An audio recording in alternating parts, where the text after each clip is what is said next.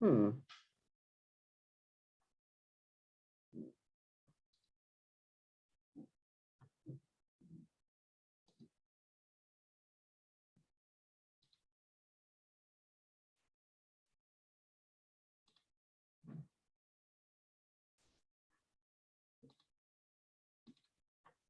All right, there I am. Can you hear me? Can't hear them. Hi, retirees. How are you? Can you hear me? So we're just waiting. I'm going to try to bring in our other retiree guests. Okay.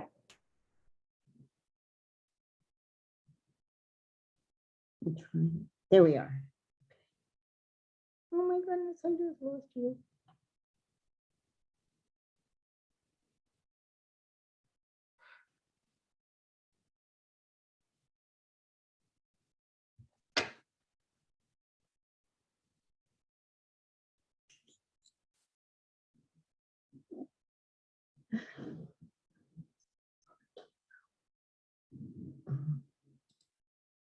That's better.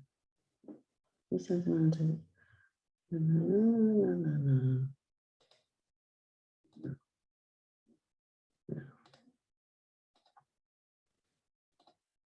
There, that's good. That's better.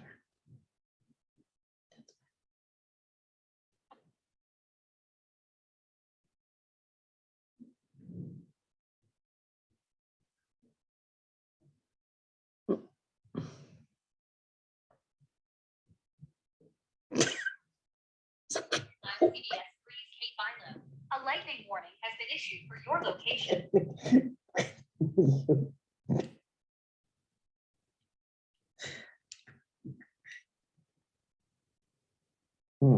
Okay.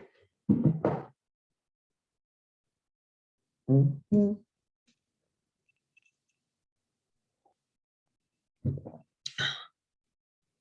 There we go. Now I'm unmuted.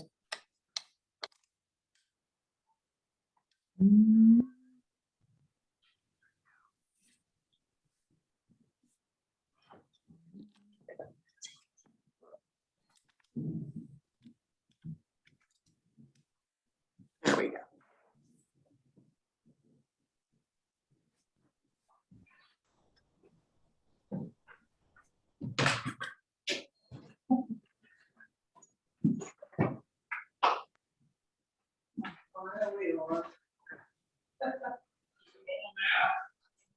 Yes, before that.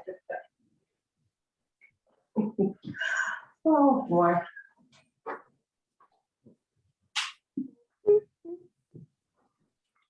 Okay, now I'm on. Uh-oh.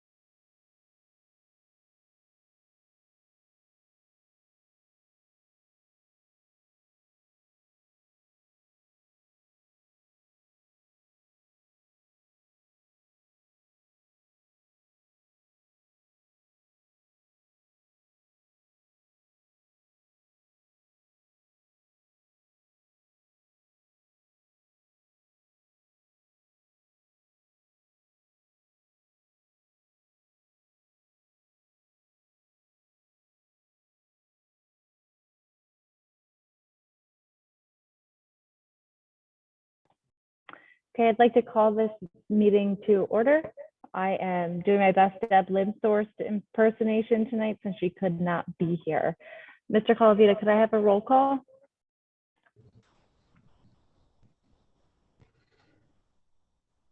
Ms. Driver, Here. Ms. Genovese, Here. Ms. Grillo, Present. Mr. Herbert. There. Ms. Linthorst, Mr. Mason, Present. Mr. Resnick, Here. Mr. Sawicki, Here. Ms. Williams Galliano. Is she there? Okay, we do have a quorum. I'm here. Bill. The New Jersey Open Public Meetings Law was enacted to ensure the right of the public to have an advance notice of and to attend the meetings of public bodies at which any business affecting their interests is discussed or acted upon. In accordance with the provisions of the Act, the Hopewell Valley Regional Board of Education has caused notice of this meeting to be published by having the date, time, and place thereof communicated to the Times and the Trentonian on January 5th, 2022. This meeting notice was also sent to Comcast Cable and Verizon Fios. The board reserves the right to enter into executive session during all meetings of the Board of Education. The meeting is being videotaped for the purpose of board review, future reference, preparation of the minutes, and viewing on Comcast Channel 19, Verizon Fios Channel 32, and the school district website. Can you please stand for the flag salute? I pledge allegiance to the flag of the United States of America and to the republic for which it stands, one nation, under God, indivisible, with liberty, justice for all.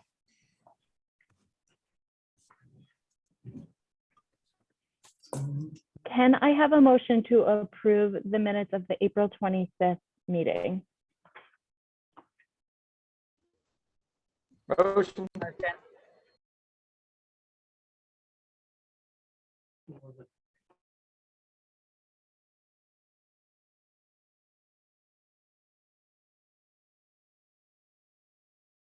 Oh, all those in favor? Aye. Aye.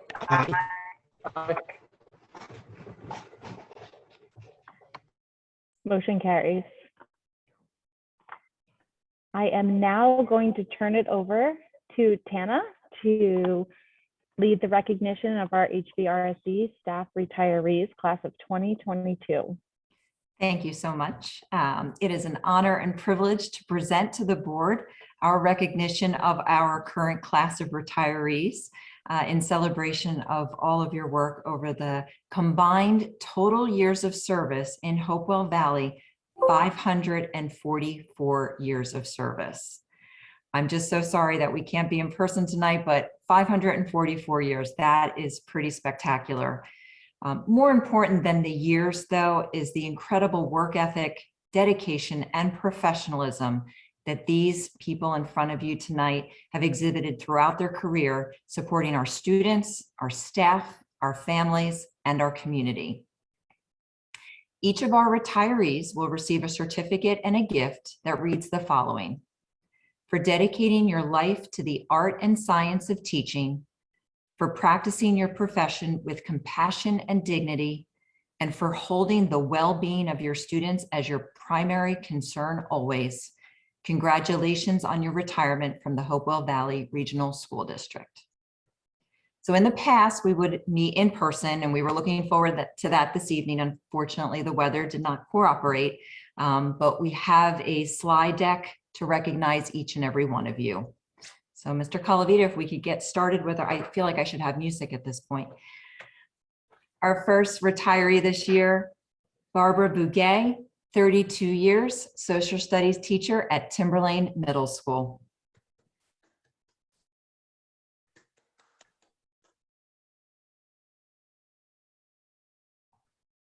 Mr. Calavita, can you move it on? Thank you. Dave Butkovich, 32 years, wellness teacher, Timberlane Middle School.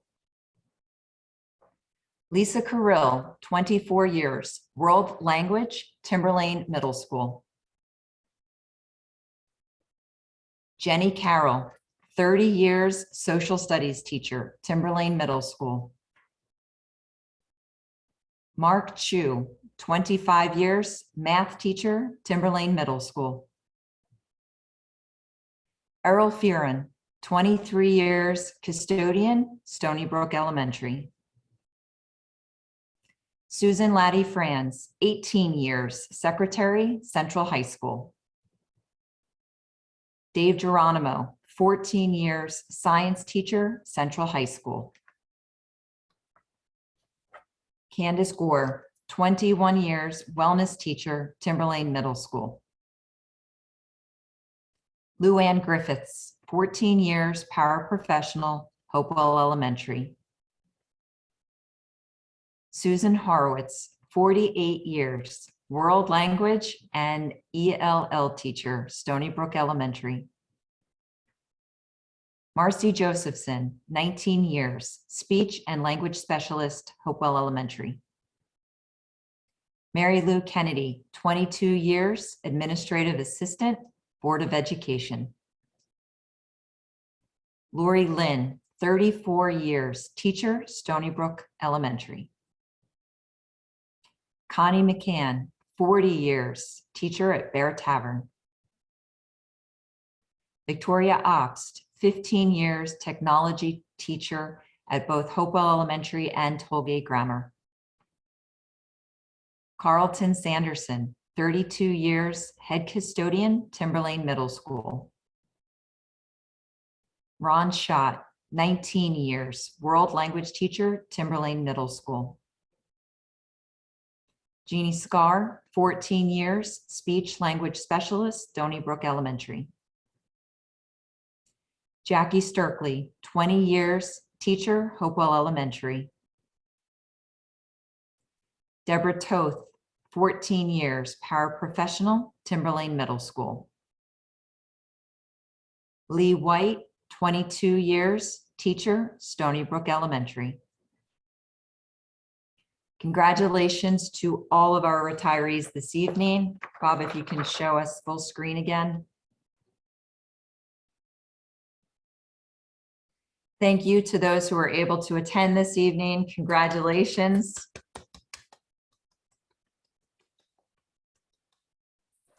The administration and the Board of Education, thank you for your service to the district.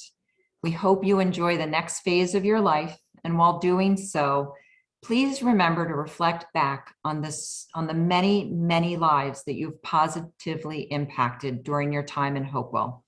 We wish you all the best, and we wish you congratulations. I know we have a few of our principals are on the line as well. If anyone wants to jump in, or if anyone would like to say a few words to these wonderful staff members. Congratulations, everyone. And my Stony Brook friends, thank you so much for taking care of us, taking care of our students and our community for all these many years. We really appreciate you all. Thank you. And thank you, everybody, and all of our retirees from everybody in our district. And it's hopefully you have a peace of mind and a real sense of satisfaction for a job well done for a long period of time. So congratulations, and thank you for the impact that you've made on all of our schools, not just the ones that you're working in. Congratulations on your next steps in your lives. I'm sure they are going to be fulfilled with lots of wonderful memories. You certainly have made an impact here at Hopewell. We all know how special Hopewell is. And for those of you in the many years that you've put in, we will miss you, and the children will as well. Heartfelt congratulations to all of our retirees. You've truly made a difference in the lives of thousands of children. And we hope that you will always think of Hopewell as a place that's your home, and that you come back and visit often, because you will sorely be missed. Thank you for your service, and yeah, we're wishing you all the best. Congratulations to you all, from my third grade teacher, Ms. McCann, to people who have taught my daughters, to people I've taught with, to people that I have the pleasure of being a colleague with now. Thank you for all of your time, all of your service, and I hope you enjoy a well-deserved retirement. a genuine congratulations to all the retirees, especially to our Timberline staff members who have just dedicated so much to our students and to our building. And a genuine thank you to those of you that I know from my role as special ed supervisor and even a former co-teacher out there, Jackie. Congratulations to you all. You will be sorely missed. You've made a tremendous impact on our students and me as well.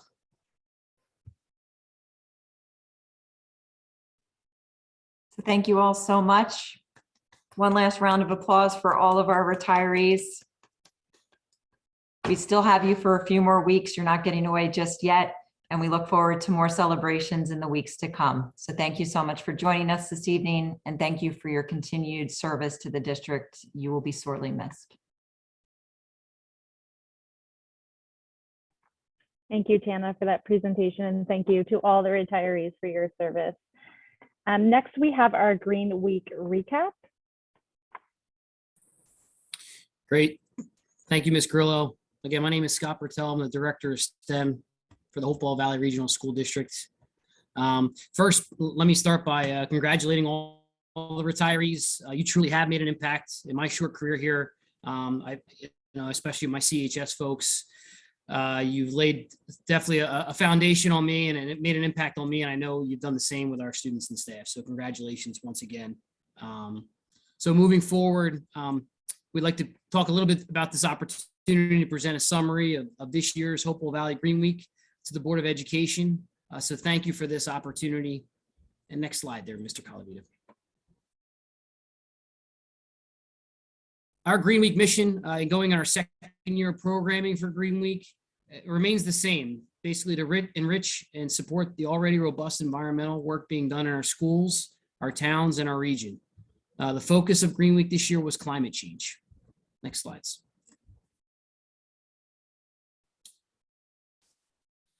As you can see by the list of our organizing committee, it was organized by a committee that was made up of HVRSD students, teachers, administrators, and community members. School activities were coordinated by our STEM facilitators at the elementary level and by our student green teams and their advisors at the middle school and high school level. The green team organizers met over the last 5 months to plan the events that took place from April 18th to April 24th. Next slide, please. You can find more information about Green Week, including our presenter information, resources, and more on the Green Week website at our bit.ly at /HV Green Week. If you scan that QR code as well, it should take you to that website where we're going to thank our next individual on the next slide for really kind of organizing this and putting all this together. Next slide, please. This year, with a big, huge thank you to Mr. Johnson, Nick Johnson, a teacher at Central High School. I created an archive of our main Green Week events. You can certainly find that link on our website, as well as right there on our YouTube channel. Also, you can find more images and information about Green Week by following the hashtag HV Green Week on social media. You'll see some of the wonderful things that have taken place at, again, not only our elementary schools, but the middle school and the high school level. So please search that hashtag. And next slide, please, Mr. Calavita. And we cannot forget, Green Week kicked off early a little bit with a celebration of HVRSD becoming the first school district in New Jersey to achieve river-friendly certification status in all of its schools. In the next few slides, you're going to see kind of a little bit about that celebration and some of the pictures. Here, Jim Waltman, the executive director of the Watershed Institute, presented this recognition to Dr. Treese at an award ceremony at Timberlane Middle School on April 13th. Next slide, please. And the celebration included members of the Watershed staff, our district administrators, HVRSD board members, students who had participated in the river-friendly initiatives, and the teachers who advised and supported them, including our STEM facilitators and student green team advisors. I want to thank particularly the Watershed as well as everyone else involved. It was a really great event. And the next slide, you'll also see this event was also one of our first large-scale uses of our zero waste event kits, which were obtained through our grant from Sustainable Jersey to the HVRSD Green Team back in 2020. So next to present up the Green Week school events, I'm going to call on our Barrett Tavern Elementary School STEM facilitator, Christina Overman. Good evening, everyone. I first want to say that there were so many Green Week events that took place this year during the school day throughout the district, and our district knocked it out of the park. Next slide, please. There we go. So at Bear Tavern, we continued the tradition of planting white pine trees as well as plants for pollinators and birds like spicebush, viburnum, and elderberry. And students are also restoring a section of the meadow that was damaged by erosion, and we planted juncus and blue iris. Next slide, please. The students learned about the impact of climate change on the endangered species here in New Jersey and designed ways to create habitats. Some were handmade, as well as with the Glowforge and the 3D printer for many different kinds of animals. We had a visit from the Raptor Trust to learn about raptors, and a visit from Conserve Wildlife Foundation of New Jersey to learn about bats as well. Next slide, please. The students, it's coming. It's exciting. The students created, if we could go to the next slide, that would be great. Maybe it's stuck. There we go. Students created poems and Earth Week art and spent as much time as possible in our outdoor learning areas. And the school had a blast at the 6th annual Cardboard and Upcycled Arcade that was held as well in honor of Earth Day. Next slide, please. At Hopewell Elementary, they teamed up with the Sourland Mountain Conservancy to plant over 600 native plants in the foraging forest in Hopewell Borough Park. It was a muddy but memorable day to help restore habitat for New Jersey pollinators. Students had the chance to hear about careers in conservation and to interface with volunteer stewards at the Conservancy. Next slide, please. And the HES Color Run was a celebration of nature and springtime to benefit the Nature Harmony Project at HES. The Nature Harmony Project connects STEM and the humanities in outdoor settings. A tremendous success. The community was overjoyed to have the chance to be together, to learn about the traditions of Hopi, the Festival of Springtime, and enjoy the outdoors. Next slide, please. The HES Garden Overhaul was a highlight of Green Week. And next slide, please. At Stony Brook, students went on scavenger hunts by the meadow looking for things in nature and discussing how they connect to each other and create balance in ecosystems. Students also created art using the sun. They gathered natural materials that had interesting patterns or textures or shapes, and they placed them on photosensitive paper using the sun to create shadow images. Next slide, please. Students planted a caterpillar cafe in one of the raised beds. These plants are species-specific hosts for swallowtails and painted ladies as part of the efforts to create a pollinator-friendly space. Students also planted annuals in the planters to put in front of the school. Next slide, please. And Amanda Weigand, I hope I'm saying that correctly, Watershed Ambassador, led students on a stream stomp behind the school to look for macroinvertebrates and assess the health of the stream. Next slide, please. At Tollgate, there was a Green Week Student Expo where students in grades 3 through 5 presented on various climate and environmental issues. All students were invited to attend throughout the day and collect new knowledge in their Expo passports. Parents also attended the last 20 minutes of the day. Next slide, please. Second grade made seed balls with native pollinator plant seeds to help support pollinators and native insects. And next slide, please. The Tollgate River Friendly sign was also installed, and students in 1st, 2nd, and 3rd grade participated in lessons from the Watershed Ambassadors on what plants and animals need to survive in the water cycle. 3rd grade received white pine seedlings to plant to help our environment as well. Next slide, please. And at Timberlane, students were challenged throughout the week to make green choices. Teachers sent photos of students who were caught being green that were shared during the morning announcements. Next slide, please. TMS Students also participated in a green poster contest. And these posters are just two, the ones that you see here, two of the computer generated winners. And the posters will be displayed throughout the school to help us continue our green efforts. Next slide, please. This next one that you will see is the winner of the hand-drawn poster competition. It's beautiful. Next slide, please. And at Central High School, students handed out Earth-themed stickers to students seen participating in eco-friendly actions. They also distributed mini flyers with various ways to be kind to the earth. Next slide, please. Students in the high school's art fundamentals class learned about the New Jersey bag ban, yay, and created posters that would be used to educate and spread awareness about this initiative. Next slide, please. And finally, CHS shared the video summary of the Youth Environmental Society's climate action proposal to the Board of Education on their weekly Morning Buzz TV show. It has recently been announced that the students are finalists in the New Jersey Student Climate Challenge and will be recognized in an awards ceremony with First Lady Tammy Murphy in June. Next slide, and with that, I will turn it over to Carolyn McGrath. Thank you so much.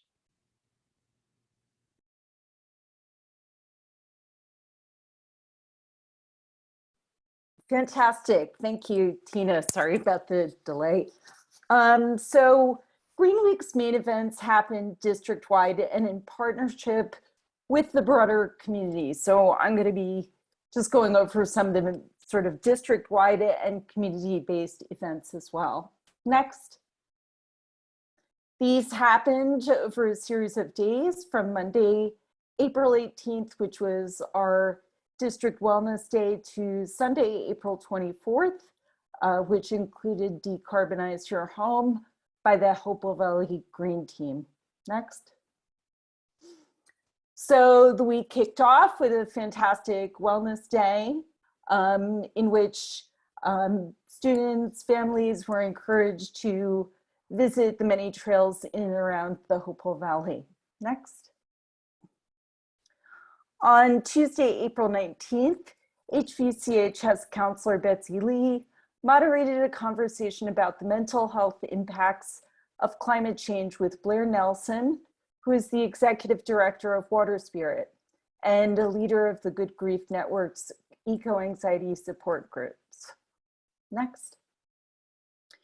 Eco Trivia Night was an opportunity for people in the community to enjoy some friendly environmental themed competition and to support the work of the Outdoor Equity Alliance. And here you see everybody taking the pledge to not cheat on Eco Trivia Night. Next, please. The keynote event of Green Week was a visit to HVRSD by author, economist, and environmental studies professor Harriet Sugarman. This event was made possible through a grant from the Hopewell Valley Education Foundation. Next. Ms. Sugarman shared a climate change presentation live to the sophomore class at CHS. The event was broadcast to other classes via live stream. It was videotaped for later viewing by students at Timberlane. Next. Ms. Sugarman then joined CHS students and staff for a luncheon and conversation. Next, which was also, very excited about this, a zero waste event. And that trash can is how much trash was produced by that luncheon, which is pretty exciting. Next, please.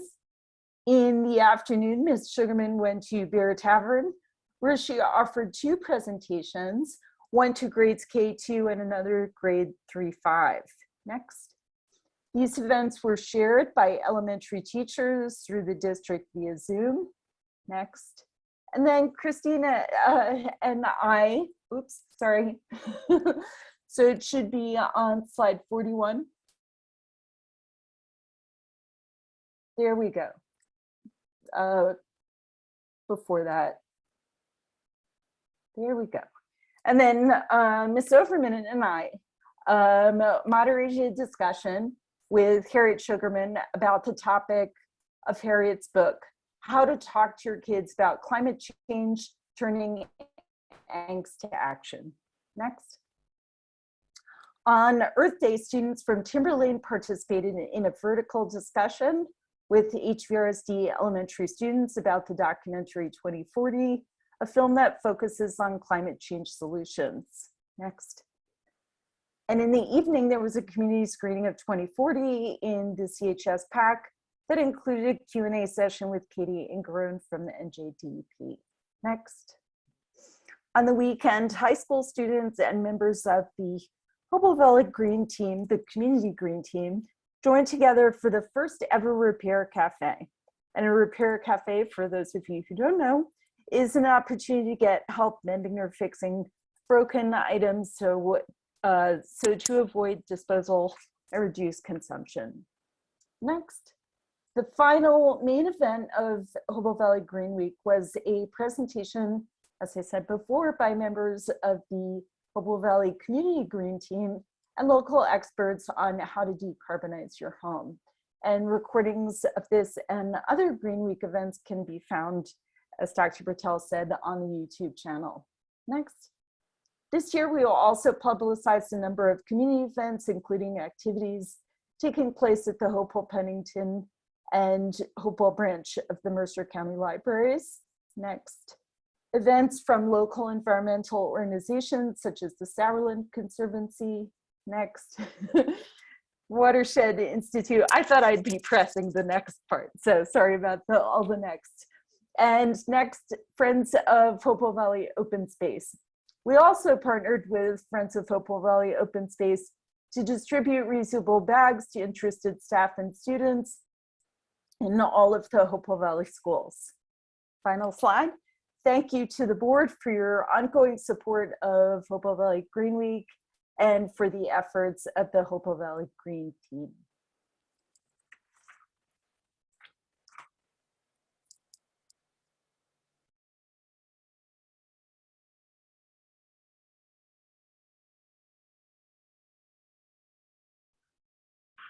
Thank you so much, Dr. Bertel and all the presenters and everyone in the district who puts so much effort into Green Week. I think it has such a profound impact on our students. So thank you once again. Next up, we have our student representative, Sam Neal, and he will be providing his last report to the Board of Ed before he graduates. And when he is done, I think Rosetta will say a few words of thanks to him for his time with us. That was mentioned earlier, but I just want to congratulate all the retirees. It's really important that we're recognizing all the hard work they put in. But from my end, just for the past couple months, the biggest project we've been working on is raising awareness for Autism Awareness Month, which was in April. And specifically for the last week of April, we had our very own Specific Spirit Week, and which we had every day specialized to recognize Autism Awareness Month. And we did this by not just promoting it through like flyers and on the like morning boats and the speakers, but we also had a t-shirt sale that was very successful, and it just promoted general kindness. And on that Friday, which was like the last Friday of April, we had a lot of faculty members and students wearing it, and we thought it was great to just educate the student body. And you know, that's stuff that's very important to us, especially towards the end of the year, because as much as student council, we like to have fun activities. It's also everybody's individual responsibility to educate everybody else, and we took great importance to that. And just main general things, like as the year's starting to wrap up, I know a lot of the upperclassmen are starting to look towards graduation and prom, and just a general reminder to like either parents watching or faculty, the senior prom is going to be held on June 3rd. And especially for parents, I know that the school is working, doing a really good job helping out a lot of people attending prom, like they're having tuxedo sales. I think it's really important for all the parents who have questions about prom to check out the website, because I know there's a lot of information about tickets and attendance, and also about helping students buy like clothing, like tuxedos and stuff like that. And also in correspondence to the senior prom, I know recently in May, the junior prom was held, and I heard that was very successful. And more of like a fun activity for student council that we're having towards the end of the year, we're going to be having a very own field day.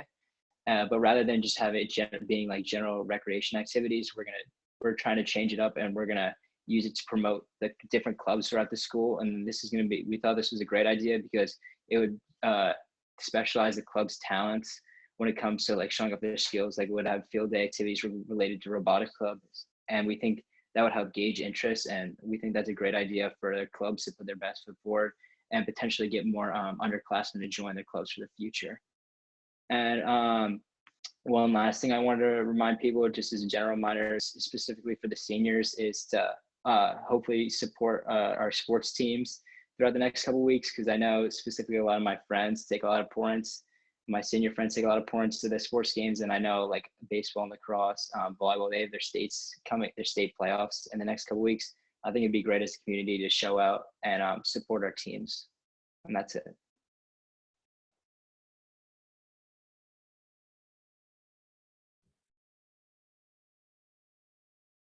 I guess I'll just jump in and say a few words. Sam, I want to thank you for your service this year.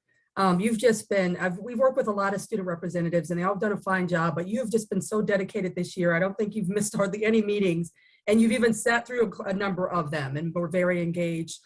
Just the assortment of activities and the outline that you've brought to us of what's going on. I felt like I have my finger on the pulse of all you guys are doing at the high school this year, and the upcoming events, the service that you're doing.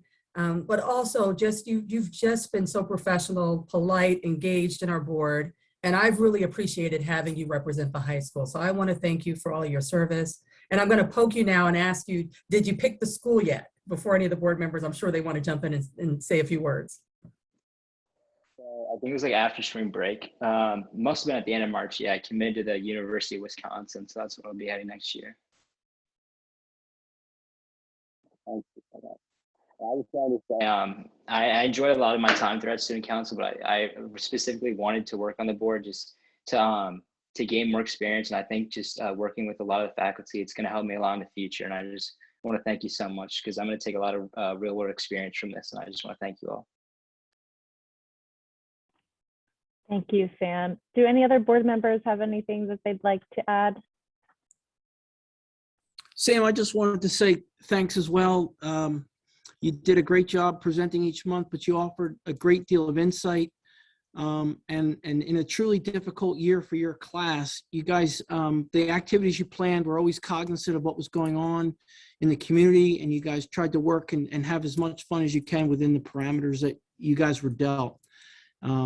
Just wanted to let you know we were going to give it to you tonight. There's a little token of our appreciation that we have here in my office. We'll get that over to Principal Riley and to you. It's just a small token to say thanks for all your efforts this year.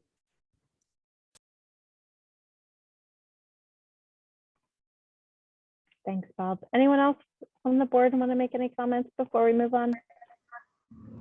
Yeah, just thanks, Sam, for everything. You actually made it look pretty easy, which isn't easy to do. So you did a great job this year, and thank you for doing what you did. It's not easy, you know, even being on the board and having to talk, and sometimes, you know, it can be uncomfortable. You did an awesome job, and I have no doubt you're going to do great at Wisconsin. So good luck, and again.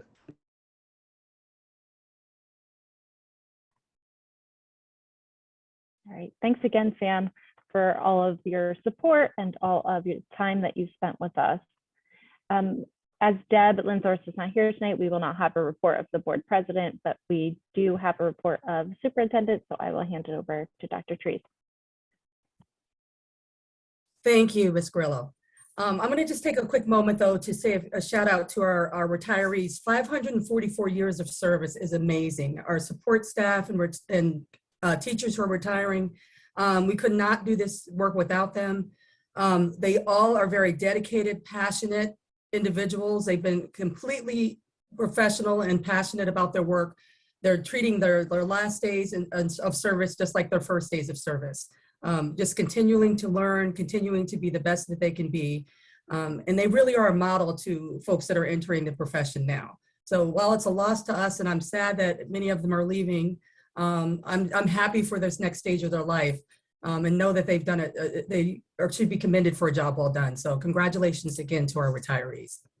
And I'm going to go ahead and share my screen. I have about 28 slides. I really want to take an opportunity to review some of the points about our district, about our curriculum, our diversity, equity, inclusion work.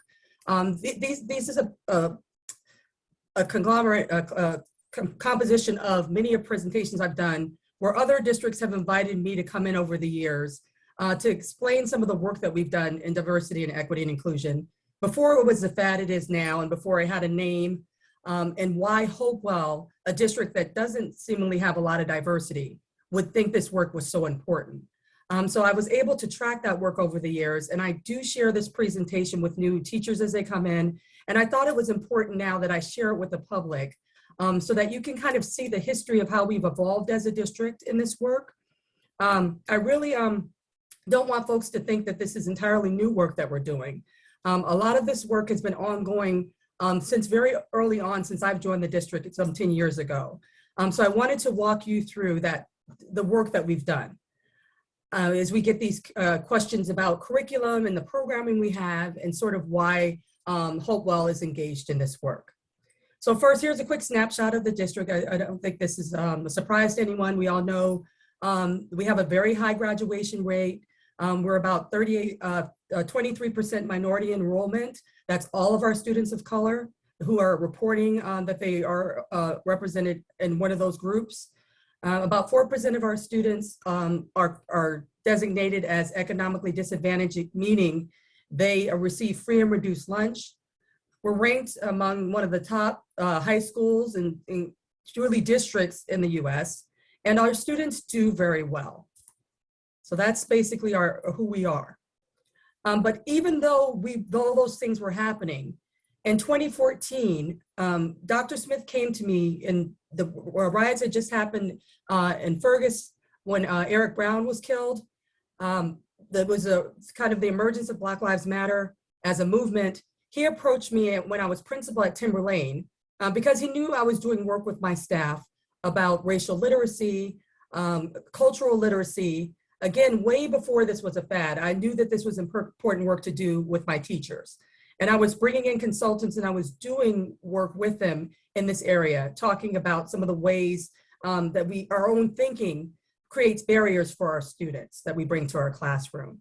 And so he asked, can we, in the face of these riots and this discussion about policing in our country, he really felt it important that Hopewell have a conversation with Trenton Public Schools, who was really, their superintendent was looking at students gearing up for protests. They were concerned about student walkouts in protests. And this was not really something that was on Hopewell's, radar. This was well before what we saw about a summer ago, where this was not something that was an issue for us at our district. And he wanted to have this conversation, and he wanted me to use my contacts to reach out to see if I could maybe coordinate that with Trenton Public Schools. At the time, I suggested that this was a conversation that we really should take out of the context of this particular conversation and have a larger conversation about race, diversity, and gender, and some of the unspeakables that we have in our schools. But we shouldn't just make it about Trenton and Hopewell. We should make it a larger conversation, not where we're inviting them to our ground, kind of our turf, to have it on our terms, but to invite as many people to the conversation who wanted it, and maybe find something offsite to do that and have that conversation. And I pretty much assumed that we were going to be done having this conversation, and he was going to table it for now. And then, a month later, he comes to me, and he had convinced every superintendent in Mercer County to send representatives from their high school to have a conversation about race, gender, the unspeakables in our school. You see here's a snapshot from Rider University, who provided a space for this. We had representation from almost every high school in Mercer County in that first day of dialogue, he called it. And a consultant came in, helped us set a safe space, and students were really eager to have conversations about what are the issues around race that you're having in your schools, and what can we do about it? Having students to begin to take action about those things. So this happened in 2014. And then since that time, we've had assembled these groups again, 4 times really before COVID hit. And the last time that we were able to get the group together, we were bursting at the seams, just over 300 participants. And every school district was represented in Mercer County, including the Kassenbach School of the Deaf sent representation. And we had a school from out of Mercer County attend from Allentown because they had read articles about us having this day of dialogue. Other work that was going on at Timberlane at the time that I was doing with my teachers was I gave my teachers the Harvard Explicit Bias Test, which really generated some conversation about where we have bias in the classroom around race, around gender, around ability that students bring to classrooms, or the assumptions we make about those things. We did a data analysis of who was being disciplined and who was not, who was being classified and who was not. We did a cultural audit of what was hanging on our walls and what was on our bookshelves. And then we ourselves were having data dialogues at Timberlane around these same topics. So that's the work going on back to 2014.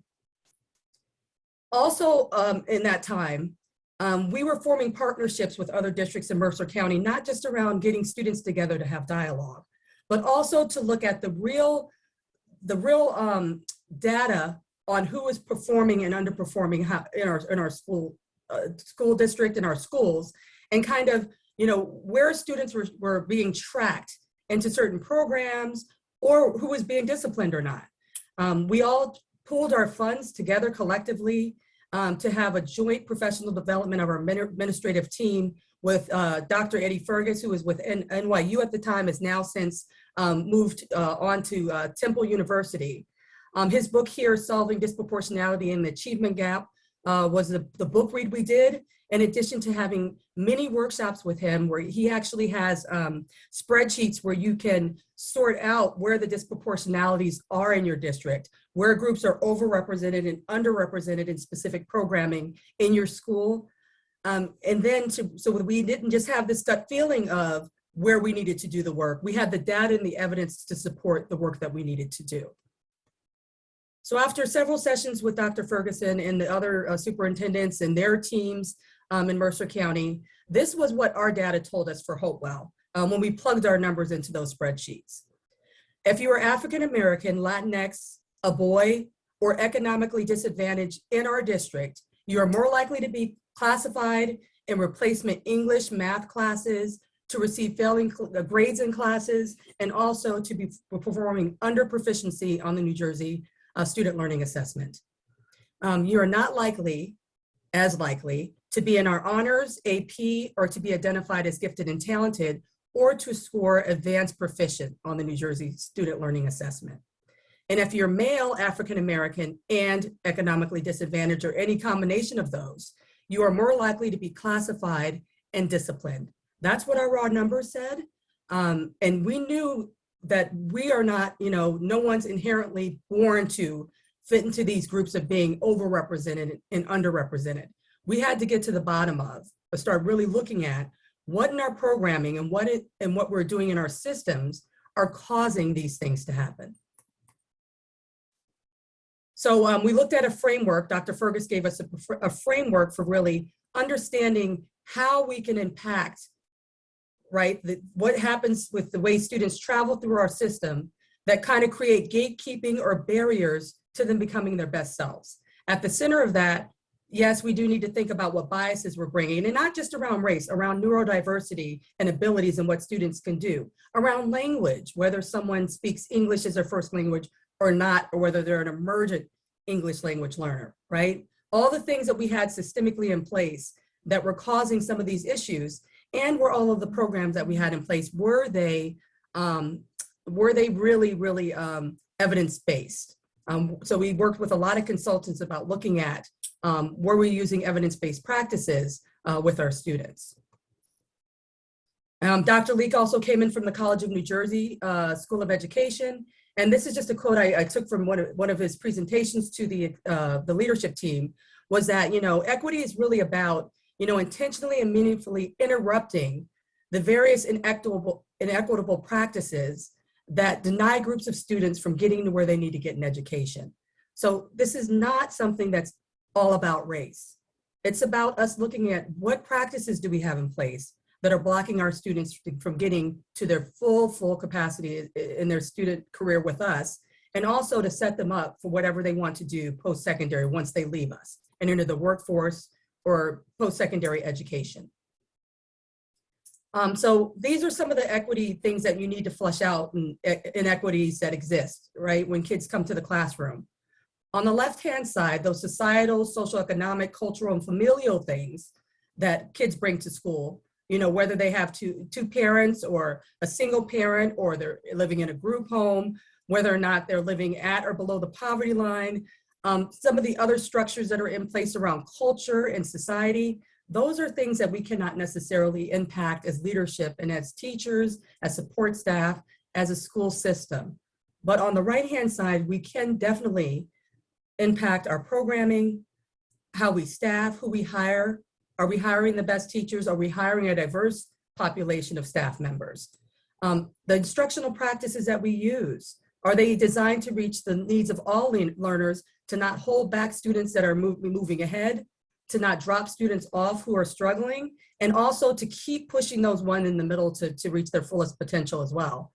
How we're assessing our students, that it's aligned to the learning standards, that they're not aligned to like sort of non-academic practices, like whether you're completing homework or not, whether or not you're turning in things on time or not, whether or not you turned in something in blue ink or black ink, all those little things that maybe our teachers did to us when we were kids.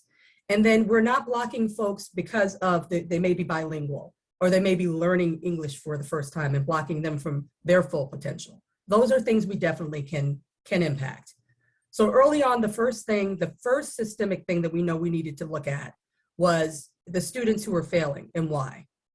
And we brought in one of the best in education, Rick Wormley, to work with our teachers about teaching to mastery. What does it mean to really align what your instruction looks like to how students are being assessed, and giving students multiple opportunities to prove to you that they got it or didn't, giving them access points and opportunities to relearn information if they missed it, and also to set goals for themselves to keep trying to reach for their best efforts.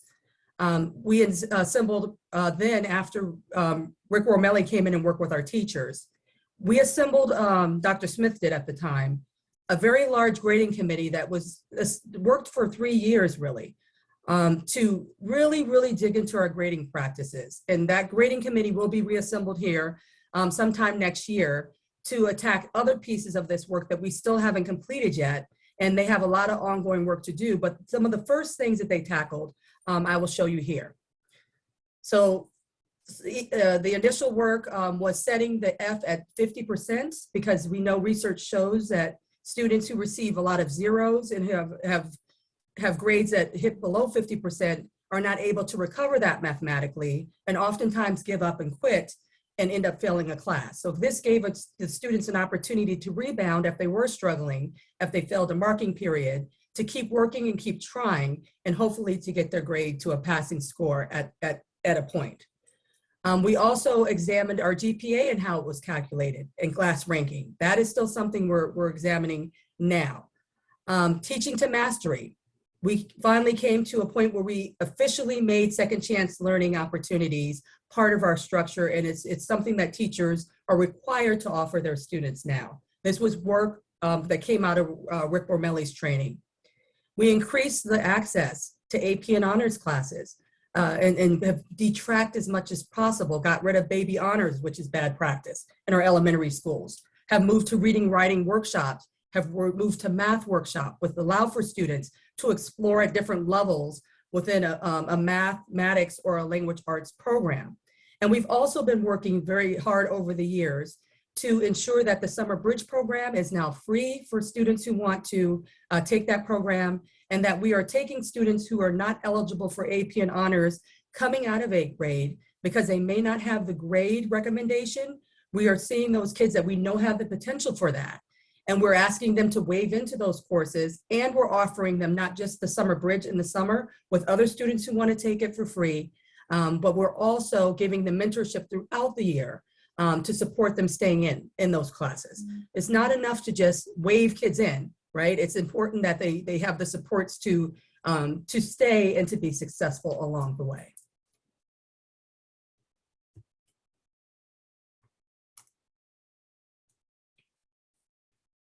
Other barriers that we interrupted through our grading committee is standards-based grading. We took away letter grades at the elementary level and went to a standard-based grading structure, which is something that's highly recommended with highly recommended with grading systems.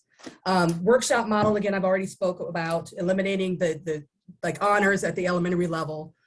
We examined our curriculum for cultural responsiveness, made sure that our libraries had diverse stories in them, also making sure that our history was more inclusive of all the voices of folk who would have been here when those historical moments happened.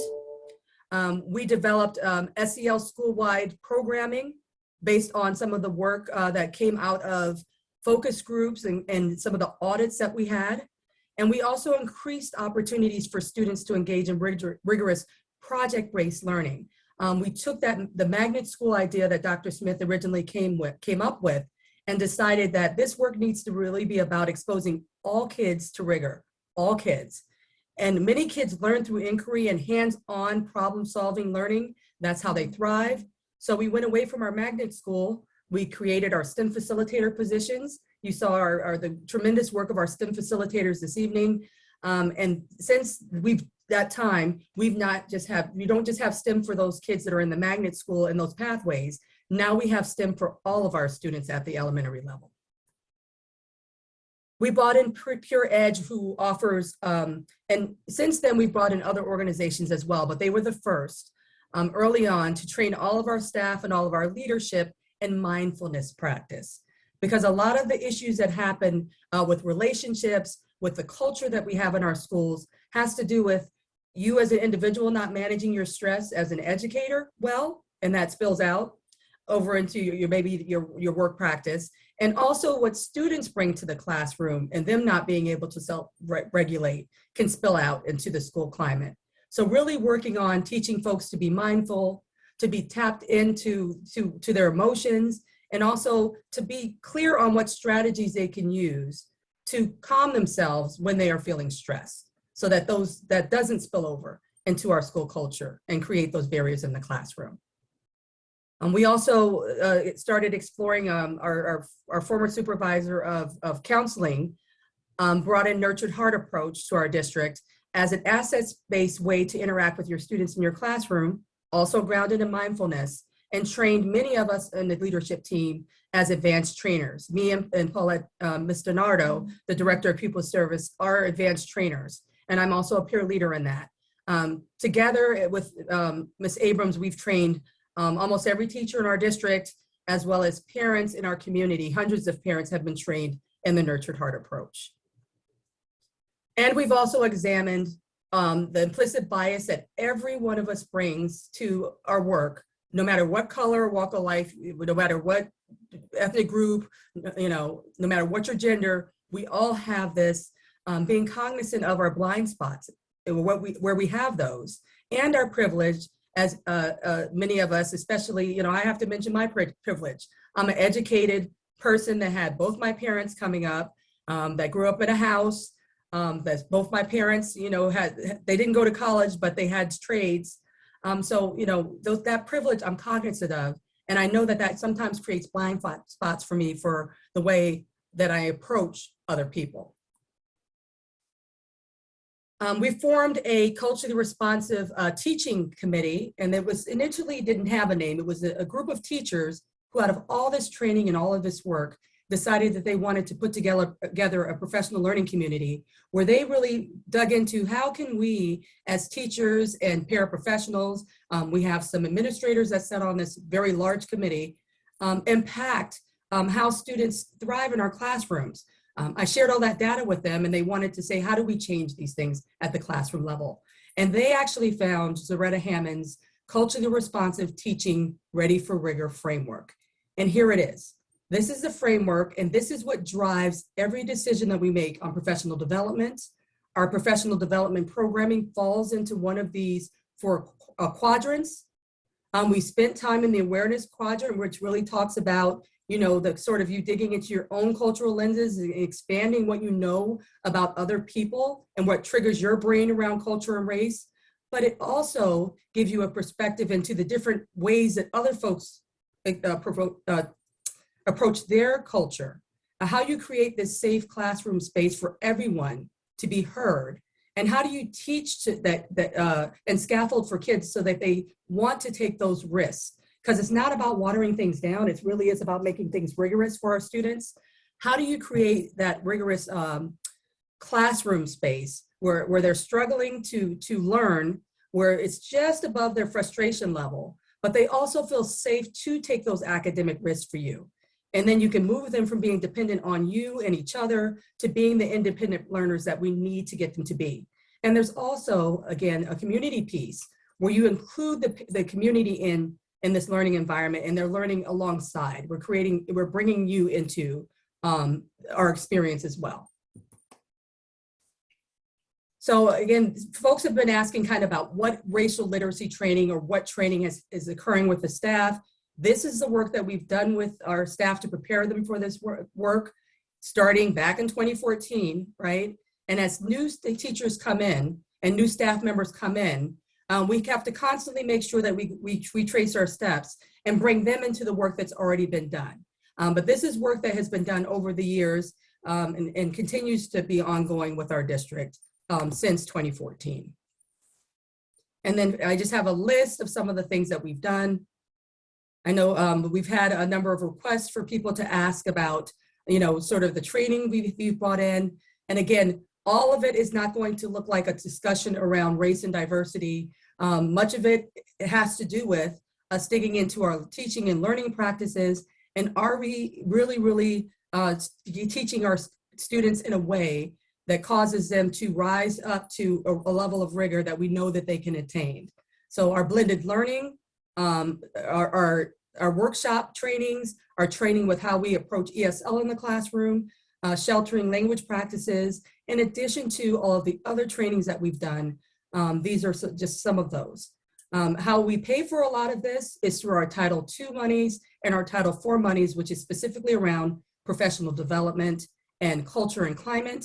And we have partnered with other districts and shared some of the cost of this professional development and shared links to webinars, invited their members of their community to our presentations to defray the cost of a lot of this over the years. And then, I'm not going to go too deeply into this because you already had quite a presentation, but this is the evidence of the work that we've been doing for years because of the STEM for All and the focus that we've had on stewardship in our district from way back. And Greg Hunter, I want to give him a shout out for writing that original curriculum. And then all of our STEM facilitators for really bringing that to life and going and taking it above and beyond our expectations. Our district has been nominated or received as one of the first schools in New Jersey, river friendly certifications. And that's really based on the level of engagement that our kids have in curriculum around sustainability and how they can be stewards of the environment. Witness Stones was something else that we were able to bring to the district. It started out with a conversation with two local historians, Beverly Mills and Elaine Buck. And from just us having a conversation at a community dialogue around race and diversity after an incident at Timberlane, I was principal at the time, and the community kind of was having a very heated conversation on Facebook. And then another community member, I'm going to give her a shout out, Renata Barnes, invited everyone online to come to a local church where she was able to get space, to have a conversation in person, to break bread, and to have a conversation about a very heated topic in person around race and diversity in Hopewell. And I met Elaine and Bev at that meeting, and they shared this rich history about the first Blacks in the Pennington area, in the Hopewell area, and being descended from an enslaved Black person that was purchased in the South and then brought to New Jersey. They shared this long history, and they also shared the history that they were maintaining. And I invited them into Timberlane. I was like, this really needs to be something that my 8th grade students hear. And from that has evolved into a unit of study in grade 8, into talks that happen in grade 4. And then finally, they met a consultant who manages a program called Witness Stones out of Connecticut, where they actually have made part of their school curriculum in Connecticut of tracing an enslaved African in their area to the current descendants and the students doing that research of that enslaved African, and then finally installing a stone somewhere in the community to commit to memorialize that enslaved person. And we were able to take our kids through, our teachers, first of all, spent the summer learning this curriculum, learning the history themselves from Elaine and Bev, and Dennis Colton, who's here over to the left, the gentleman on the left with the blazer who's clapping in this picture. And they were able to engage in a unit of study around Mr. Trueheart, and it finally evolved into the students doing presentations, writing papers, writing poetry, creating original artwork. And then we were able to do a large installation ceremony at the church where as a young man, the person who bought him was a pastor, where the pastor served in this church. We installed the stone at the front of the church to memorialize Trueheart's life. Very powerful moment. And here's just another quick example of what our curricular revisions have looked like over the years. Again, this has been going on for some time, and we've grappled with this work.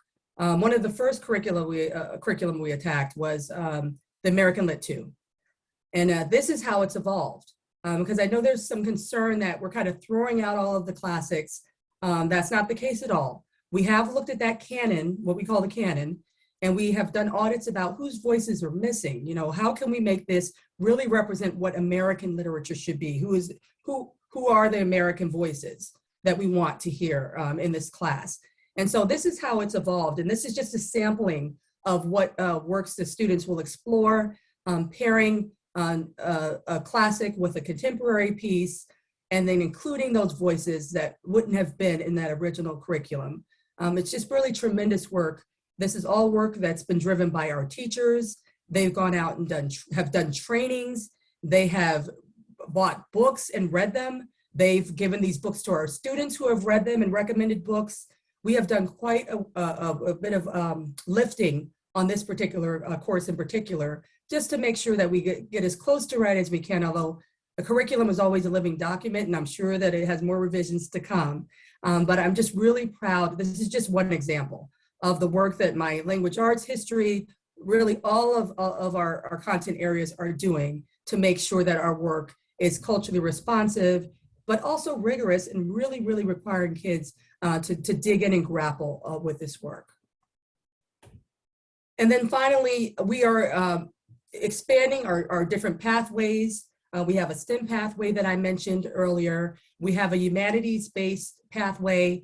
We are adding a service learning pathway. I know that there were some concerns mentioned in emails recently about us moving away from family and consumer science. The particular course designation has been a struggle for years. There aren't many colleges or universities that offer it anymore as a course of study for teachers to even certify.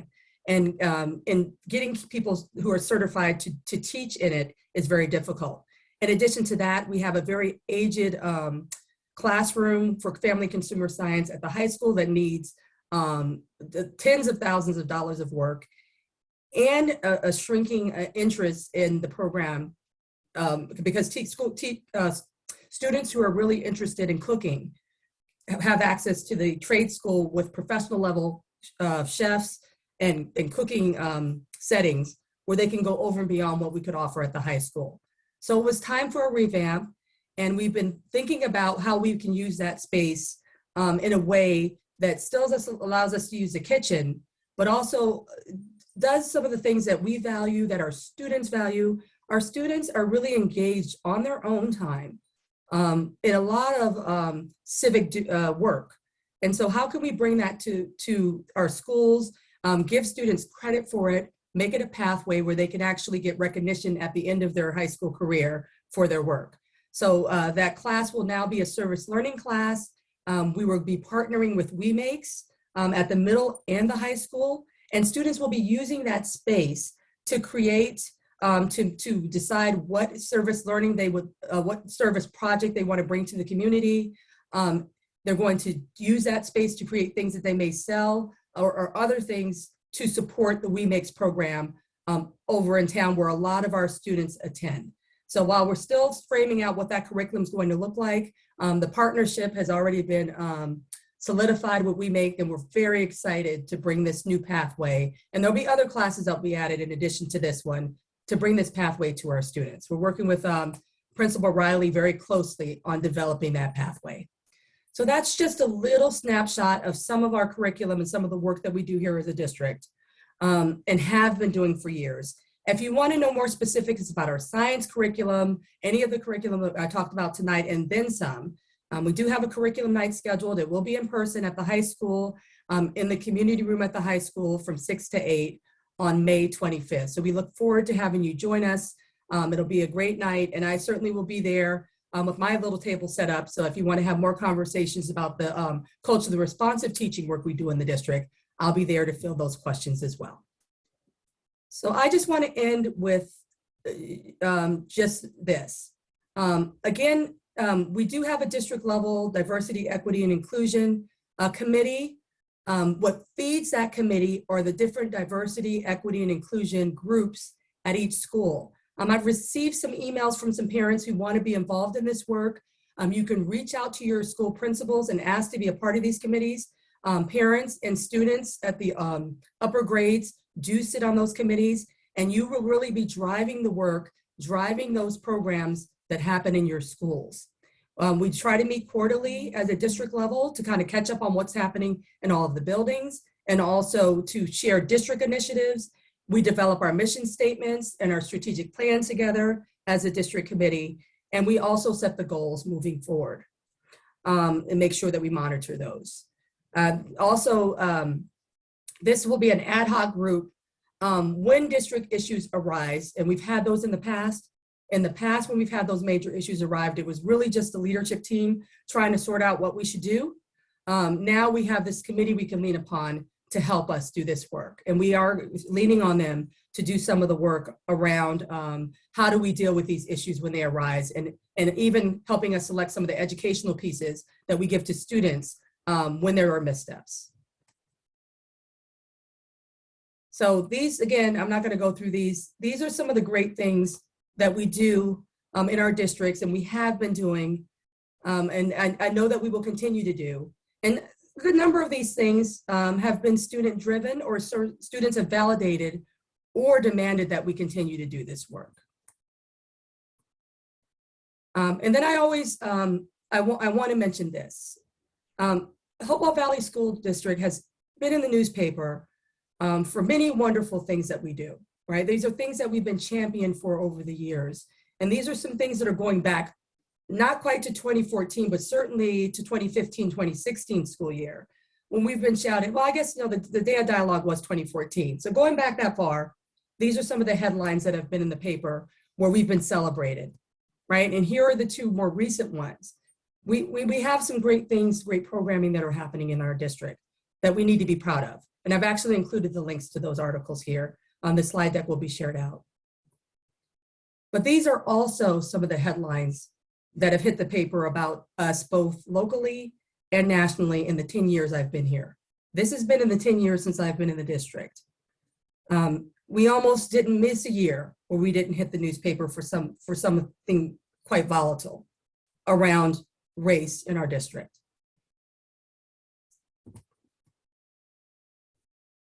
And then on top of those things that we have happen, in spite of all those great things in the work that we do, we still have those struggles, as does every other school in the country, right? We had a pandemic, and then we saw a rise in the bias incidents in the state going up 45%. I was just at a biased crime workshop with superintendents and school representatives from all over Mercer County around this. The numbers are up. People are reporting more than they used to, but the numbers are also up, as are hate crimes against people of color, anti-Semitic hate crimes, anti-Asian hate crimes since the pandemic, anti-immigrant hate crimes and policies sometimes, and discourse sometimes. We are also seeing these things in our district. Every month when I post the HIB reports, we have at least 3 bias incidents that have been reported to our principals that have been investigated as a possible case of harassment, intimidation, and bullying. And when we had those headlines, those very, you know, bad headlines about our district when a kid when somebody had a misstep in this district, when something bad happened, and that hit the national news or the local news. Every time we received tons of emails from parents saying, we are not doing enough. We need to do more. And after each one of these, it was an opportunity for us to, as a community, have a conversation, for us to look at our goals again, for us to go back in and do more work. Because these things they're going to continue to happen at a high frequency if we don't teach, if we don't do this work. And I know that there's this concern that we're giving kids ideas by doing this work, right? And I'm going to stop sharing my screen. I also have the resources in here for you. That if we do this work, we give kids ideas. Those headlines are things that are coming from within our community and within our neighborhoods. That does not have anything to do with our curriculum or our books. These are things that our kids are saying to each other. And these are, like, for example, saying you're going to lynch somebody, and the exact words were, I'm going to lynch that porch monkey. That's not something that we're teaching in our schools. That's racial slurs and things. And some of the racial slurs the kids are using are things that even predate things I would have heard when I was a kid. They're going back to my grandparents' days. So there is a rise of this intolerance around difference in the country. And this is why this work is important, because I don't believe that this is who this district is. We are all those great things in those great headlines, and we still have work to do because those other things are still happening. So when people ask, why do we do this work when we're a district that doesn't have a lot of diversity, it's because that's not what the world is. That's not where we're sending our kids out into work. And we don't want our community or our schools to be those headlines.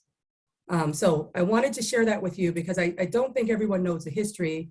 And I know that's important for you to know. And I thought it was time for me to take a step back. I've been gathering those over the years. And there's more work than that, but I just wanted to give you some of the highlights so that you can know that this work has been intentional and it's not been knee-jerk and it's not been a fad and it's not anything new. So that's the end of my report. Thank you, Dr. Treese. Do any of the board members have any questions or comments on what Dr. Treese shared?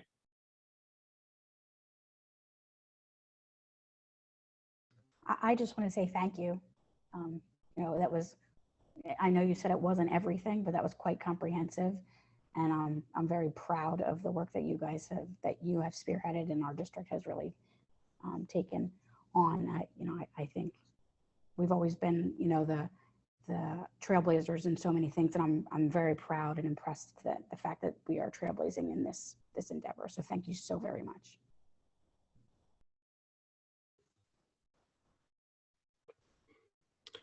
Rosette, I think just want to comment. I thought it was a great overview, and if anything, you know, the breadth of what you showed just illustrates that this isn't something that happens overnight.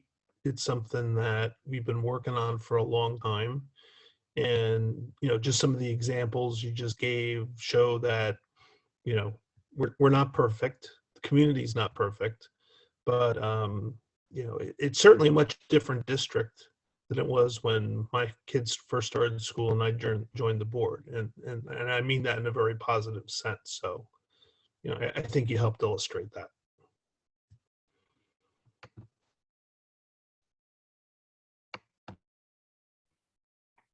All right, if there's no more comments from the board, we will move into public comment. Members of the public are invited to address the board on any matter for a maximum of 3 minutes during this portion of the meeting. When using this virtual format for a meeting, individuals who would like to make a comment are asked to use the hand raise notification function to alert the board president of your intent to speak. The board secretary will activate your ability to speak by unmuting you during public comment. You are asked to state your name, address, and municipality. In response to your comments, the Board of Education may respond or direct the superintendent to do so. The board may also opt to take the matter up at a future meeting so that the matter is researched by the district administration.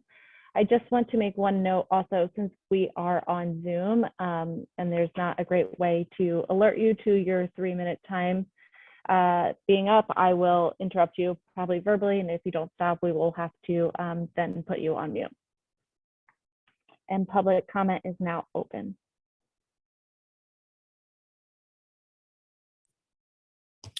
Okay, at this point, I see one public comment, Christine Rule. I will promote her. Christine, you're up. Hi, can you hear me? Yes. Hi, good evening. I'm Christine Rule from Hopewell Township. And I'm here tonight to ask the board to take a more collaborative approach and create a sex education advisory committee to help review and offer feedback for next year's human sexuality curriculum and lesson plans. This committee should include parents and other stakeholders. And if this committee is formed, I would like to volunteer to be part of it. This is a highly sensitive subject matter, and I feel parents should have input. The reason I feel a committee is warranted is because the district consults with very progressive sex education advocacy groups, and the district has also been promoting a website called amaze.org. I know this was addressed at the last board meeting, and Dr. Treist minimized this and said that it was a site that was promoted amongst 75 other resources after a parent workshop, but on an April 6th email that went out to parents of 4th grade students from the district's Supervisor of Health and Wellness, Mr. Lewin, he sent this email to notify parents that the family life, human growth, and development topics would not be taught this year due to several factors, and he wanted to share some resources for parents. Amaze.org was the first of 3 other online sex education resources he shared. When I started watching the videos on amaze.org, I was completely shocked that this would be shared as a resource. There are a lot of videos on this website that are inappropriate, and some videos encourage pornography. Many of the videos show completely naked cartoon characters, both adults and children. One video showed a naked woman with dramatically enhanced breasts and a man with an erection. Instead of warning about the dangers of watching porn, Amaze said it was perfectly normal, free, but it glamorizes sex, so don't get your hopes up because sex looks different in real life. After reviewing the resources that were shared, I have no confidence that the sex education curriculum you plan to work on over the summer will be appropriate for our children. I'm aware that I can opt out of this curriculum, but I don't really want to do that. I believe a lot of what is in the updated state standards are important and should be taught to my children, but there are some highly controversial topics that I and many other parents across the state feel are not age appropriate. I have also seen sample lesson plans from other schools that really concern me. I understand that this curriculum will be developed over the summer, but if this requirement, that this was a requirement that should be taught by the end of the next school year. May I recommend that if a committee is formed, you delay the rollout to January 2023 to give us more time to collaborate and come up with the curriculum and lesson plans that we are all comfortable with. Thank you for your consideration.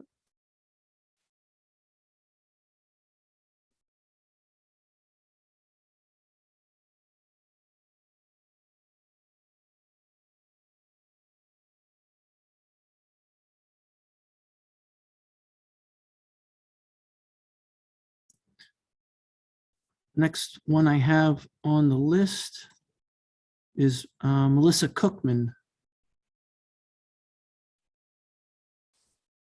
Melissa, you're up.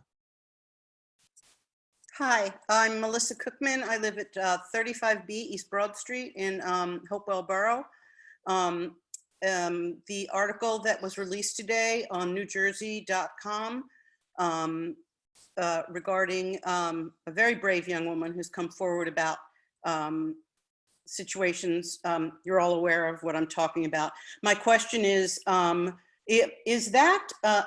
information correct that this gentleman who's been accused by several people over several years continues to work for the school district, and I'd like to understand why that is.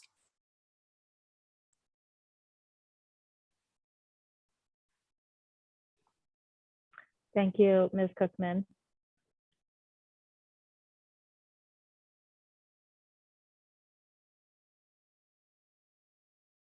The next one I have is just A. Would you please state your name and Yes. Ms. Pelby? My name is Amanda Demers, and I live in Hopewell Borough. And I just had a comment following Ms. Cookman. I agree with her statement, and my question is basically the same as hers.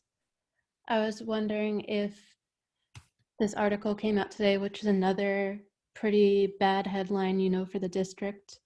And I was wondering if this staff member is accused of many of these things and reported to guidance officers in the district, why are they still allowed to be in the district and teaching? And I was just wondering the school policies on sexual assault for staff members against students. And I want to be sure that this is a topic taken very seriously, because the things I was reading in that article were very shocking to me. Thank you.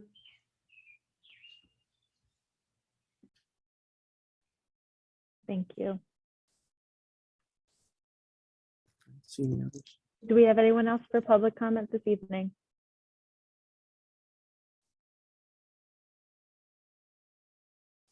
I see one. It's looks like Kosas T.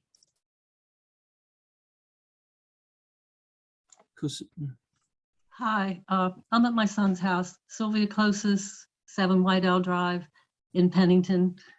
And I would just encourage the board to be a trailblazer, again, when it comes to the human sexuality curriculum. As Christine said, we need to partner together. We need to collaborate, and we need to seek input and advice from the community. They're great ideas, and these ideas are part of the SICA's 5 fundamental principles in their guidelines for comprehensive sexuality education. They say in their document, the community must be involved in the development and implementation of sexuality education programs.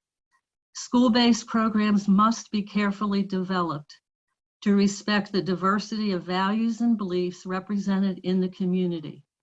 Parents, family members, teachers, administrators, community and religious leaders, and students should all be involved. We need a committee like this. Parents and caregivers have the primary right and responsibility to educate their children about human sexuality.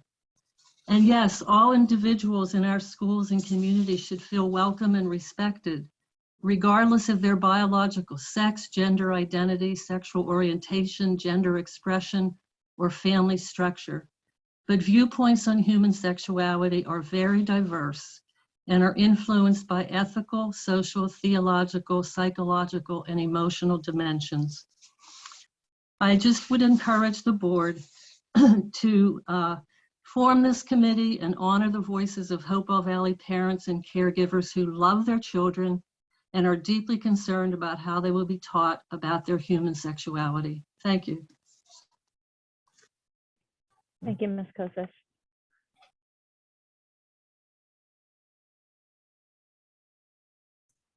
Okay, Michael. Hi, this is Michael Coco. I'm from Titusville. And just real quick, Dr. Therese, I liked your presentation. I think that you might want to check. I think that it was Michael Brown, not Eric Brown in Ferguson. Just to update that. And then I agree I agree with what people have been saying on the sex ed.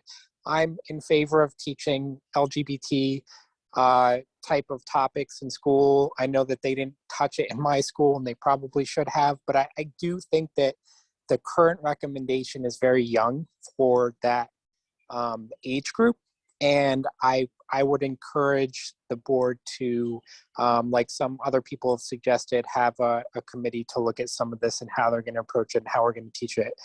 And the second thing that I had was that there's a lot of talk, in the media and everywhere about school textbooks these days. And I was wondering if the district could list the current school textbooks that are in use, or perhaps put a copy in the library for reference, not to take out, but in the Hopewell Library for reference, so that parents could take a look and just, see what type of things and what type of material are in our textbooks. Thank you.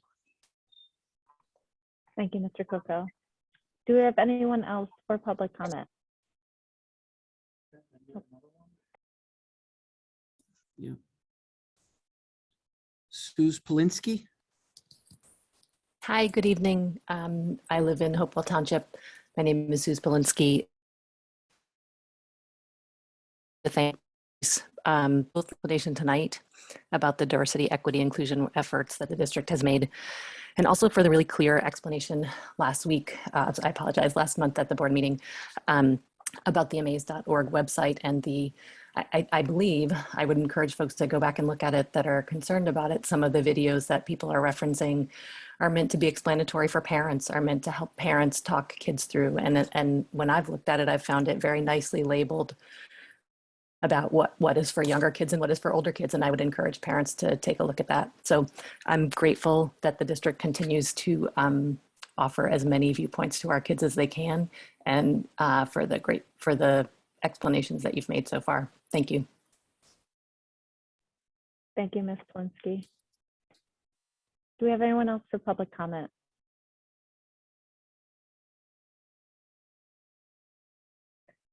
Seeing none, public comment is now closed. Dr. Trees, based on the public comment, I think there are two things. If you'd like to address them now, we can. The first being community involvement in the new sex ed curriculum, and the second being the individual who is employed by the district. Yes, so thank you. So I'll address the curriculum first. Actually, Dr. Plitzis and I just presented to our Diversity, Equity, and Inclusion district level committee about just this, recruiting parents who are interested in helping us select lessons for each grade level, because that group is responsible for making sure that our curriculum reflects, giving us the parent voice, it reflects our values, right? So they're going to help us hand select the lessons that we're going to adopt across the district, so that we're ensuring that all of the teachers are using the same, curriculum, the same lessons that we've approved, that parents have had eyes on, that students at some point will have eyes on before we roll it out. I would certainly like to have another year to do this, but unfortunately our expectation is that we have everything in place by September. The Department of Education, though, our executive superintendent in Mercer County, has asked that superintendent shared just about a week ago all of the struggles we're having around the health curriculum. And I was very clear that we needed more time, and that this was a lot to ask the district to do in addition to all the other things we have to do. And we want to do it thoughtfully, and we want to include our parents in that conversation as well. And we want to have time to do it well. So hopefully that we're going to get an extension. I know that the state is looking at it based on some of the complaints and concerns that came across the state when they rolled out this curriculum. But again, we want to make sure that we're consistent in what's being presented in what classrooms, and that it reflects our values. Even then, when the parents select it, there'll be some parents who will still not want their kids to engage in certain conversations here for their own cultural, religious, their own value systems.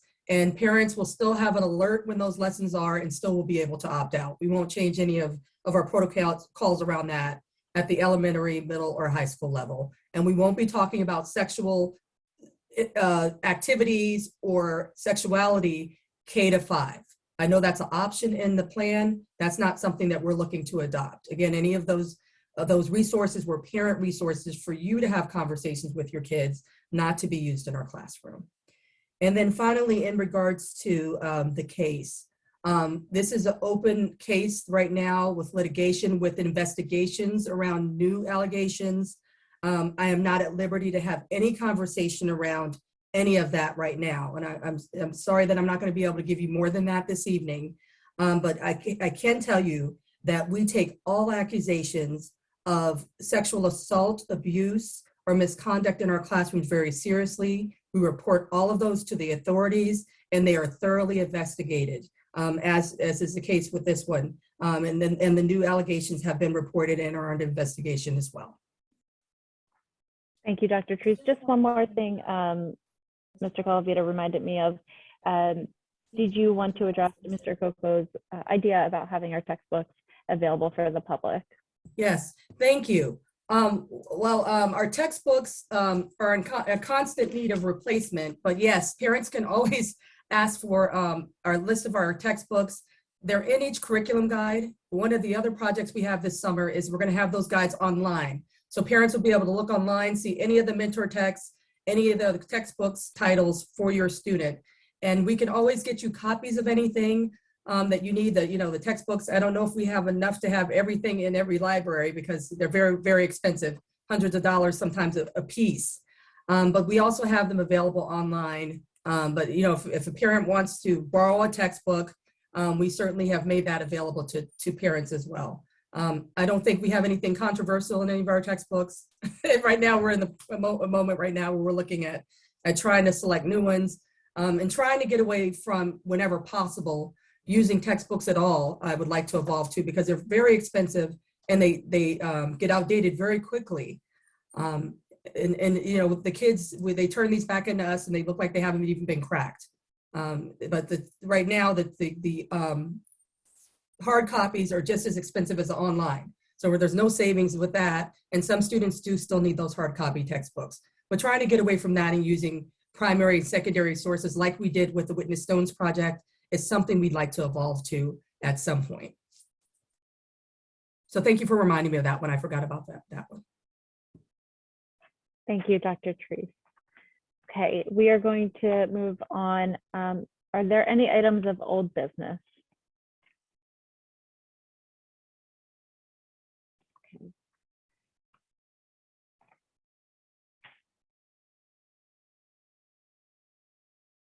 Can I have a motion to approve the consent agenda? So moved. Second. Thank you. Okay, finance and facilities. Oh, vote. You gotta vote. Yeah. Oh, is it a roll call? Please vote. Oh. What do I say? All those in favor? Aye. Aye. Told you this was gonna be a little bumpy tonight, guys. Opposed? Abstaining? Motion carries. Now I've got it. All right, now it's your turn to shine, Bill. Okay, thank you. Well, there's not much to shine about. The Finance Committee did not have a meeting this month. All of our items were on the consent agenda. So we'll be back next month with more exciting information. That's it. So if I might add, Mr. Chairman, we are in kind of a slow period now after the budget has been passed. We're working towards a closeout process of our fiscal year.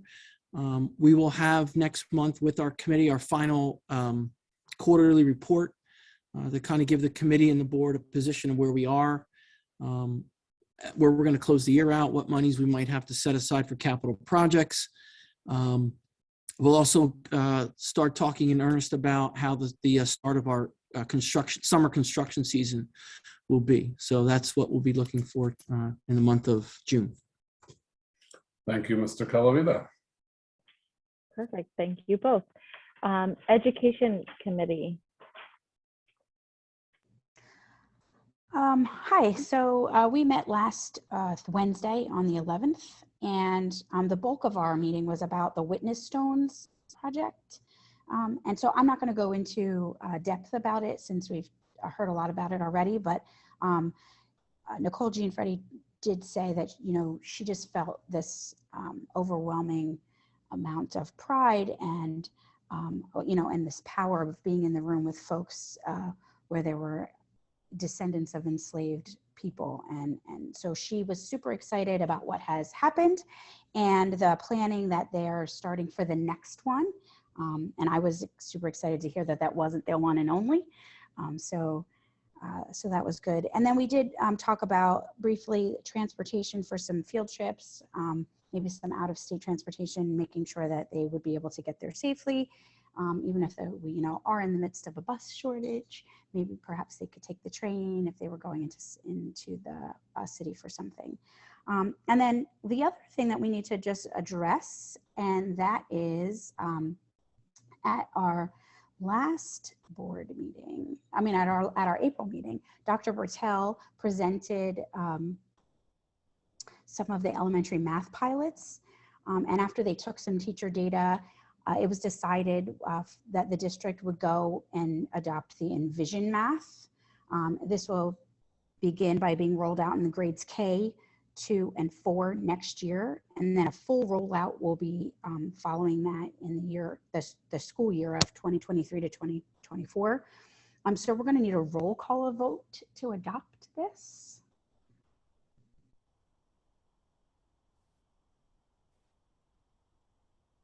Please get motion and second to approve the new curriculum adoption. Okay, so we need a motion and a second to approve the new curriculum adoption.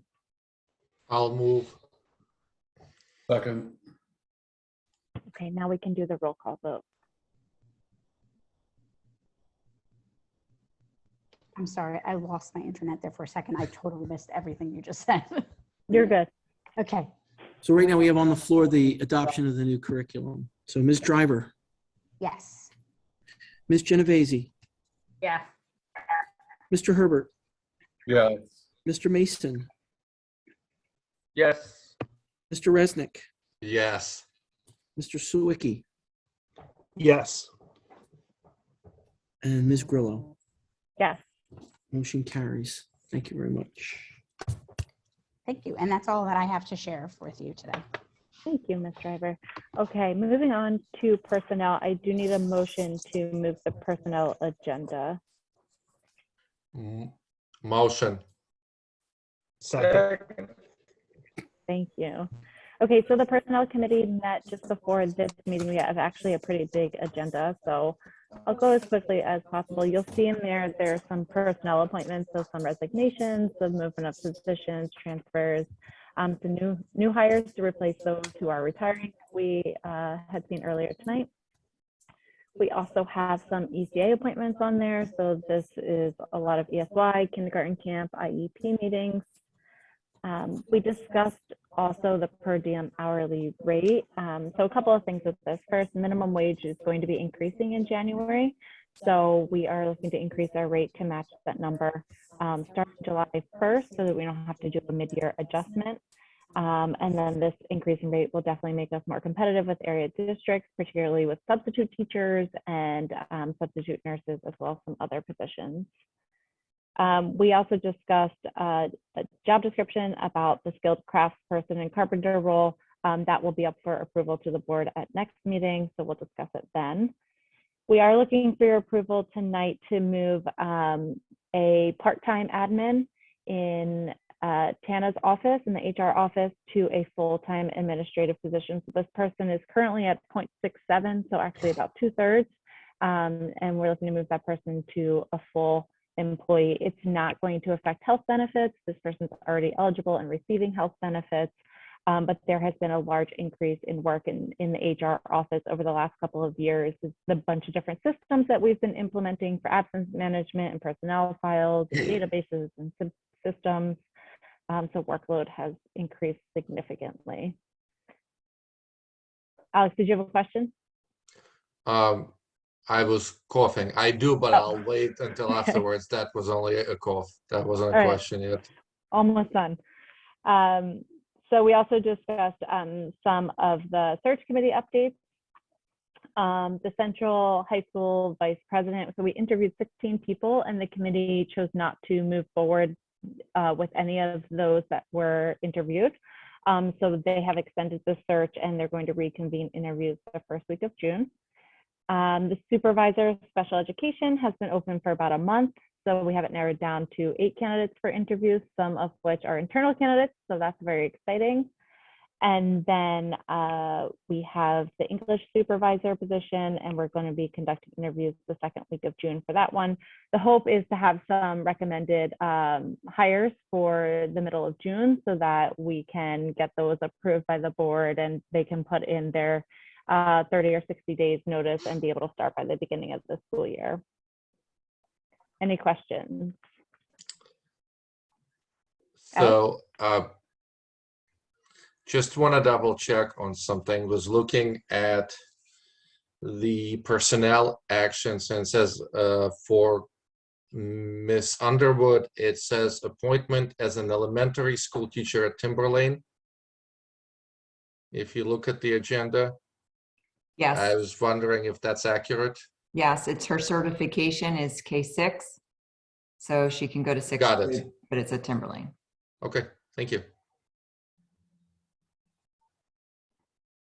If there are no other questions, could I have a roll call vote?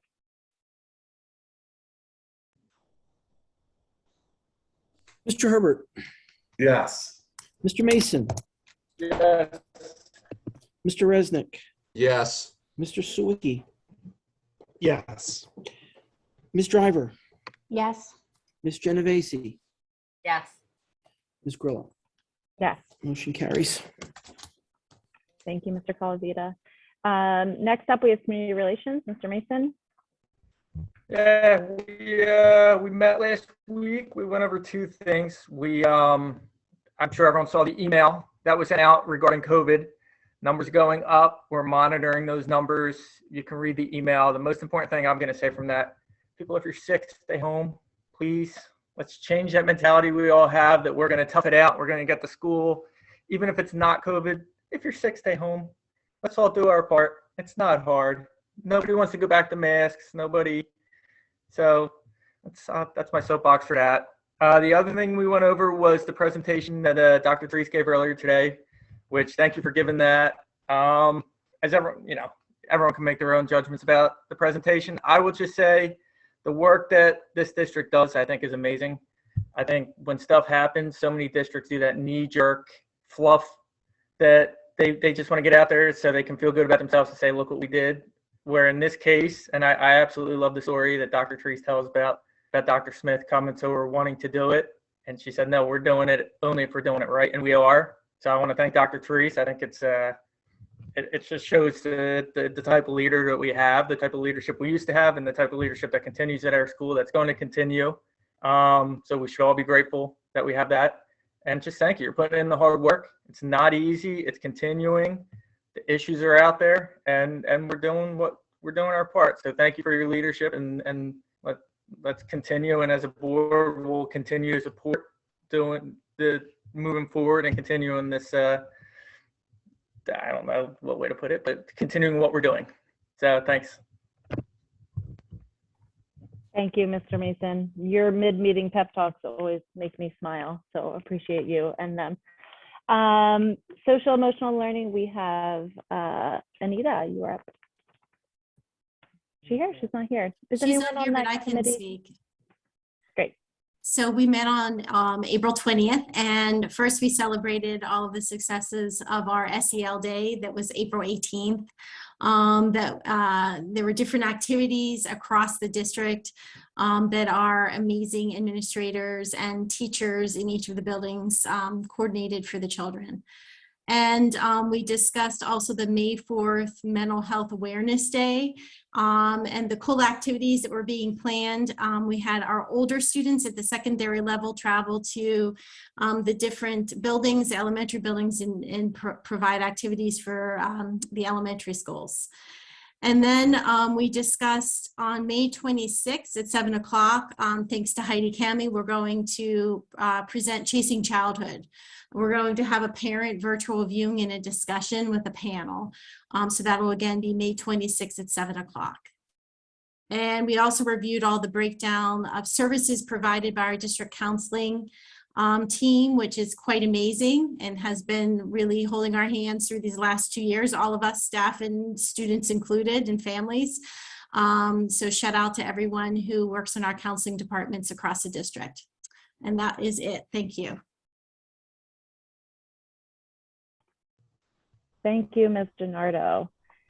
And last, but certainly not least, Mr. Sawicki. Great. Yes, thanks, Jess. Let's see. Can I first have a motion to move the policies and regulations up for first reading, please? Motion. Great. Okay. So what we have up are on first reading are policy 2415. Every Student Succeeds Act, formerly entitled No Child Left Behind. Policy 2417, Student Intervention and Referral Services. Policy and Regulation 5610, covering suspension. And Policy 5620, expulsion. So the Policy Committee met last Friday morning. We went through these in detail. Dr. Treese, did a great job explaining what changed in Every Student Succeeds, how it works procedurally. It's consistent with our practices. We also went through suspension and expulsion in detail. Again, some of these are driven by state statute changes. We read through them, made sure they reflect our current practices. Again, did some reviewing them, making sure they were consistent with our overall preferences in terms of how we speak, so that we're being inclusive, and I think we're converging on some common language that we'll be using going forward. So that was a good thing that came out from it. The one thing I think I could say we added was, in a couple of them, the suspension and expulsion. We realized that there wasn't a specific timeline in terms of how long the district had to do certain things in terms of responding to situations. So we wound up generally adding some statements saying that as soon as practicable, but no longer than 10 school days. We felt, based upon past precedent, made sense to do that. That way a student facing such a situation is not left hanging. So we wound up adding those throughout. So the policy committee is recommending these for approval on first reading. Dr. Treese, I did send you one editorial comment on, let's see, it was Regulation 5610. In section A1A, there was an editorial comment that it said as soon as practicable, but no longer than 10. I think we had meant based upon the other words, but not longer than 10 school days. Okay, so that would be in section A1A. So with that editorial change, we're recommending those 5 items for approval on first reading.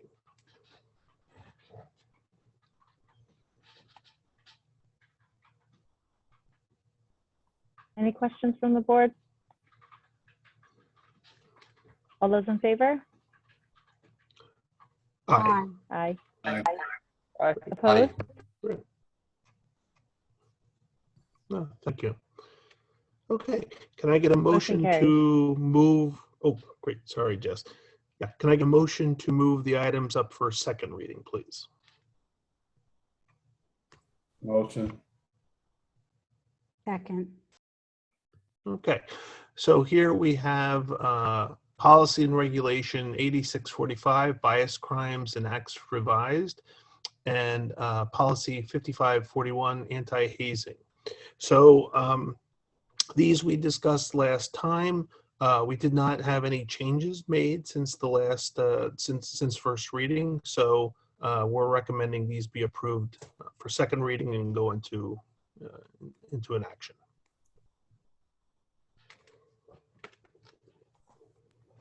Any questions? All those in favor? No. Roll Okay, call. roll call.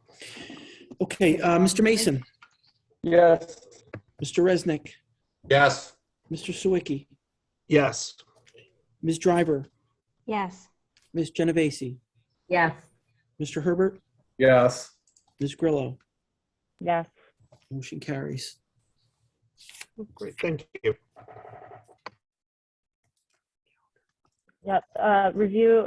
So we've been moved to the May and June calendars. May's already done, correct, Bob? Yep. So we'll look at June. I need a motion. Yeah. That was the statement. I need a motion. Motion. So moved.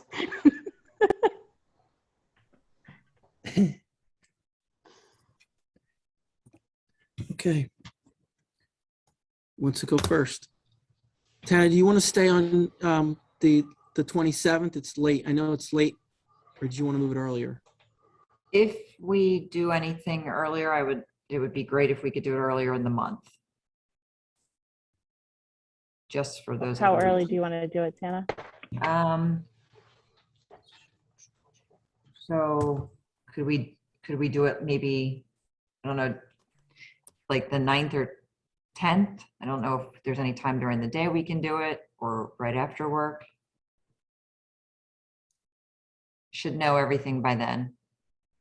Were we talking about having another meeting on? Also, I know. I mean, the 9th would be good for me. Or Yeah, the 9th is fine for me.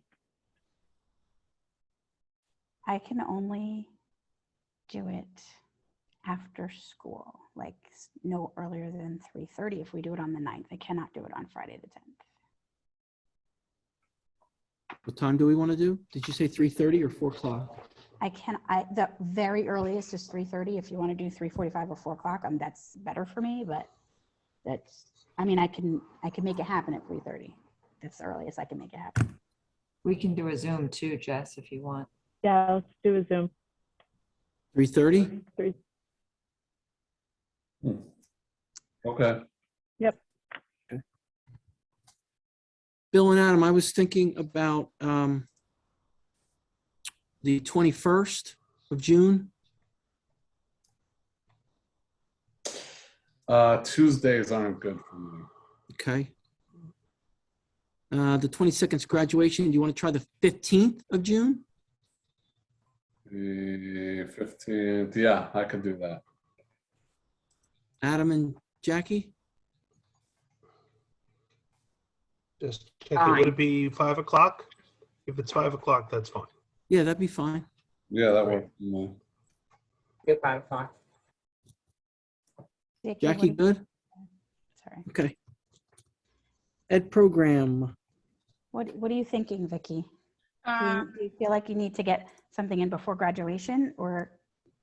No, I think we could either do the 23rd after graduation, or we could do sometime the week of the 13th, like maybe the 15th or 16th. I don't know if that works for you guys.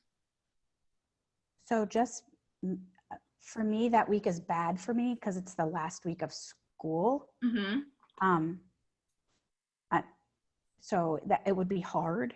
So do you want to do the 23rd? If you don't mind, I can do it the 23rd. I'm fine. Yeah. And I can do it anytime during the entire day at that point. Any preference? I have no preference. So whatever works for everyone else on the 23rd is fine. I would prefer to just not do it in the middle of the day, because that's going to create a conflict at work with something invariably. But you know, so either as early as possible or as late as possible. I'll let you guys choose. Well, we would do it on Zoom, so I'm not sure what you mean by not during the workday, but as early as possible. So Well, because my workday tends to get filled up with other stuff. You either want it in the very beginning of the day or the very end, not like you know. Like an 8 in the morning. Yeah, like 8 a.m. or 5 p.m. would be great. Or 9 a.m. I don't know how early you want to start and how late you want to end on that day, but. So you want to say like 8:30? Does that work for everybody? Yeah. That's fine. 8:30. Let's do Yeah, 8:30. that works. That's easy enough to block off. Okay, Paula, SEL, I know Anita's not here. Do you want to try something, or do you? Yeah, May 19th at 9 a.m. Okay, so you're already set. Yeah. And then do you want me to give you June? We can always add it later if you're, do you have enough of your committee to? Yeah, I mean, we tentatively had it set for June 16th at 9 a.m. Okay. Good.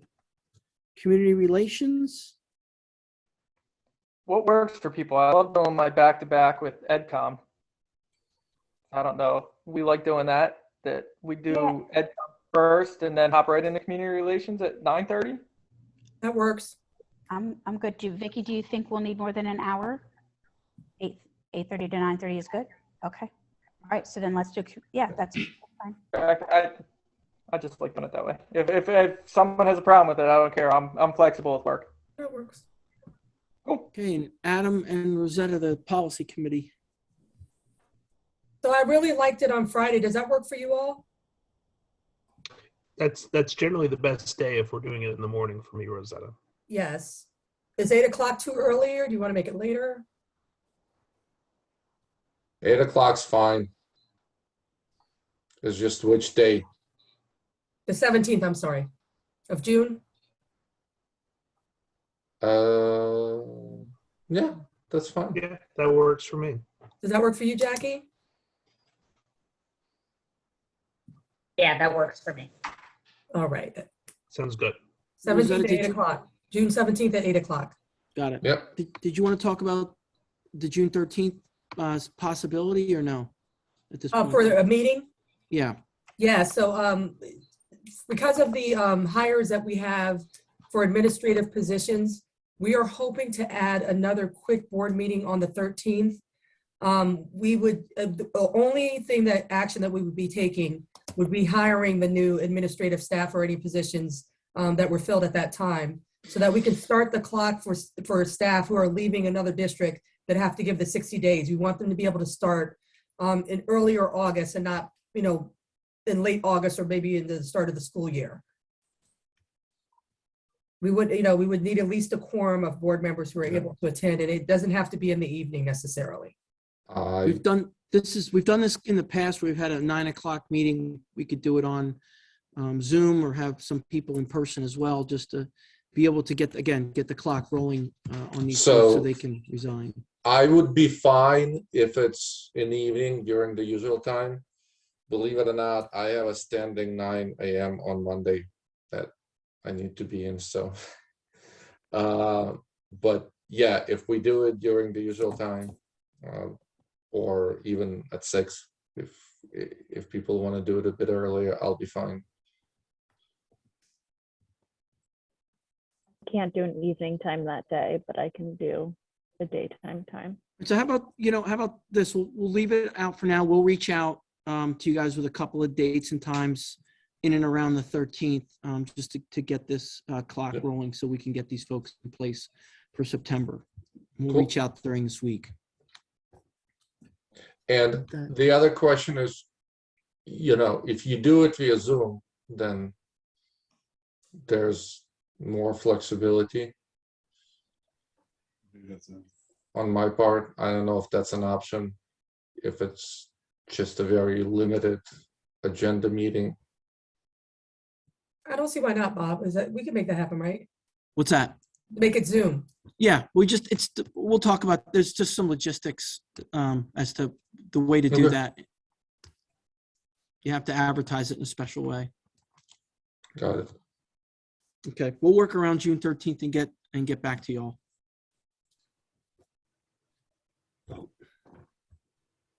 Yeah, we gotta vote. Yeah. All those in favor? The calendars? Yes. Aye. Any opposed? Abstain? Motion carries, Bob. Do we have any new business? We do. Just wanted to make note, we do this every year in May, that the board election nominating period is open. Petitions for the 3 open positions will be due at the Mercer County Office of Elections in Trenton by July 25th at 4 o'clock. The board has 3 seats open, three 3-year terms, 1 3-year term from Hopewell Borough, and 2 3-year terms from Hopewell Township. We'll remind folks again next month, but the nominating period is open. And just reminding folks that they've got to do it through the office, Mercer County office in Trenton. They can pick up packets through my office, but they can't turn those packets in. They must be turned into Trenton. And that's all I had for new business. Great, thank you. Any other new business? Okay. We will move into our second public comment session. Members of the public are invited to address the board on any matter for a maximum of 3 minutes during this portion of the meeting. When using this virtual format for a meeting, individuals who would like to make a comment are asked to use the raise hand notification function to alert the board president of your intent to speak. The board secretary will activate your ability to speak by unmuting during public comment. You are asked to state your name, address, and municipality. In response to your comments, the Board of Education may respond or direct the superintendent to The board may also opt to take the matter up at a future meeting so that the matter is researched by the district administration. Public comment is now open. Our first speaker is Christine Rule. Hi again, can you hear me? I just want to say that, I appreciate Dr. Tree saying that she was already considering creating some sort of advisory committee. I appreciate that. I guess we were thinking along the same lines, but I also want to take this time that I have to address the warnings that have been coming from you about the masks if we move into the very high category. I know that this is based on the Cali score, which is a number that's computed by the state. It takes into consideration cases and tests, but it does not account for severity of illness, hospitalizations, or deaths. And I just want to remind you guys that it's recommended but not required to mask our children if we move to very high. After the emergency order was lifted by Governor Murphy, it is my understanding that the school can only make recommendations and not force mask our children. COVID has mutated into an illness that many describe as a cold or mild flu. And I want you guys to think about, is it acceptable to force healthy children to wear a mask for 8 hours a day based on case counts alone? And if you're going to make these decisions based on the number of cases, I feel like you should be tracking those cases for severity and following up and asking, on a scale of 1 to 5, how bad were the symptoms? Were you on 1 to 5, were you asymptomatic? Were you mild, moderate, severe? Did you require hospitalizations? Because if most of the cases are asymptomatic or mild, I feel like we're doing a serious disservice to our children by masking them. From all the evidence that I have seen, a mask does not help to stop the spread of a virus, and yet it can cause serious adverse health consequences, such as impaired learning and cognition, lack of oxygen to the brain, increased anxiety, bacteria exposure, weakened immune system. And the bottom line is there is very serious risks with very little benefit, if any. I would like to ask for mask choice to remain in our schools, and people who choose to wear a mask, if that makes them more comfortable, they can. And if they want additional protection, they can get vaccinated. Thank you. Thank you, Ms. Rule. Okay. And she dropped off. Okay. Let me remove this. Okay, I have Melissa Cookman. Hi, me again. Thank you for allowing me to speak again. Melissa Cookman, 35B, oh, excuse me, East Broad Street in Hopewell Borough. Superintendent Treese, I really want to thank you for everything. It was really enlightening to me. I don't have students here. They're grown, never were here, and I really appreciate what you had to say. It sounds really strong on the diversity and recognizing that diversity isn't just about color. It's a lot of different things. The original subject I spoke about, I just want to speak about again. This is not a fly-by-night lawsuit that's being filed. From everything I've known for several years, I've spoken before this board, but I don't think many of you were on this board at that time. So I do hope that the board members that aren't familiar with it take a look at it with fresh eyes and the way it was investigated. And I truly believe that, I know a lot of people said that this person who allegedly did this was a good man, and my answer to that is always, well, a lot of priests appear to be good men too.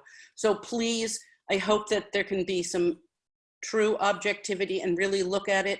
I don't know of many young people who would be willing to stand up and do what she just did if at least a part of this wasn't true.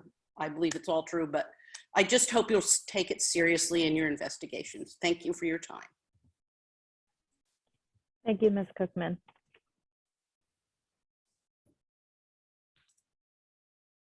Okay, Mrs. Coase is up.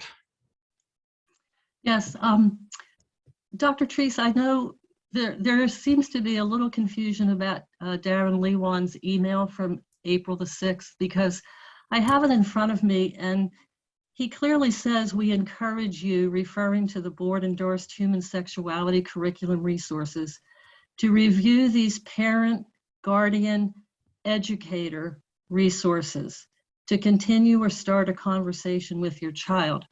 So he clearly says in the email, educator resources, and then he lists the various groups like amaze.org, Answer Rutgers EDU, sexednewjersey.org, and Future of Sex Ed. So just to make sure that we all agree, he did say educator in his email.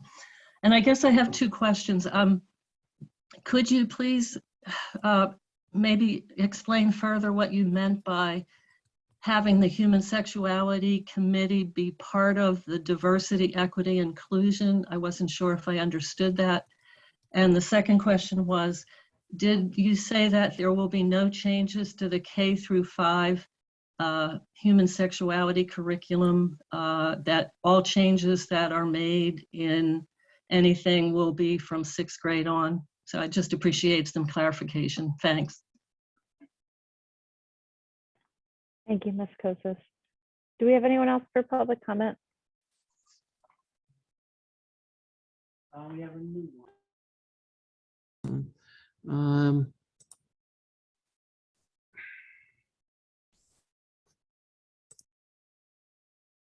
AY is signed up to talk. Did they drop off? I think they dropped off. At this point, I don't see anybody else.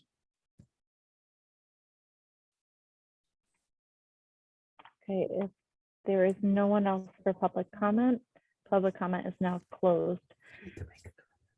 Before we go into exec.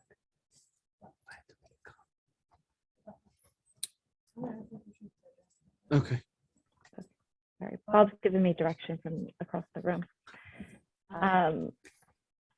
Dr. Treese, do you want to address first Ms. Rule's question about requiring birth recommending masks, and then we can address Ms. Kosis's question about, clarifying your earlier comments? So the state has given the districts the responsibility of deciding when we would mandate universal masking. Our current return to school plan has been updated to include that, as we had to include multiple strategies. As one of the strategies, should we cross into the very high or even the orange, we've left ourselves the option to do that as one of the strategies. As Mr. Mason shared, that is not something that we necessarily want to do either. So ways that parents can help us, because at some point we have to do whatever we can if we ever get close to where we were around our return from Christmas break. We're not there yet.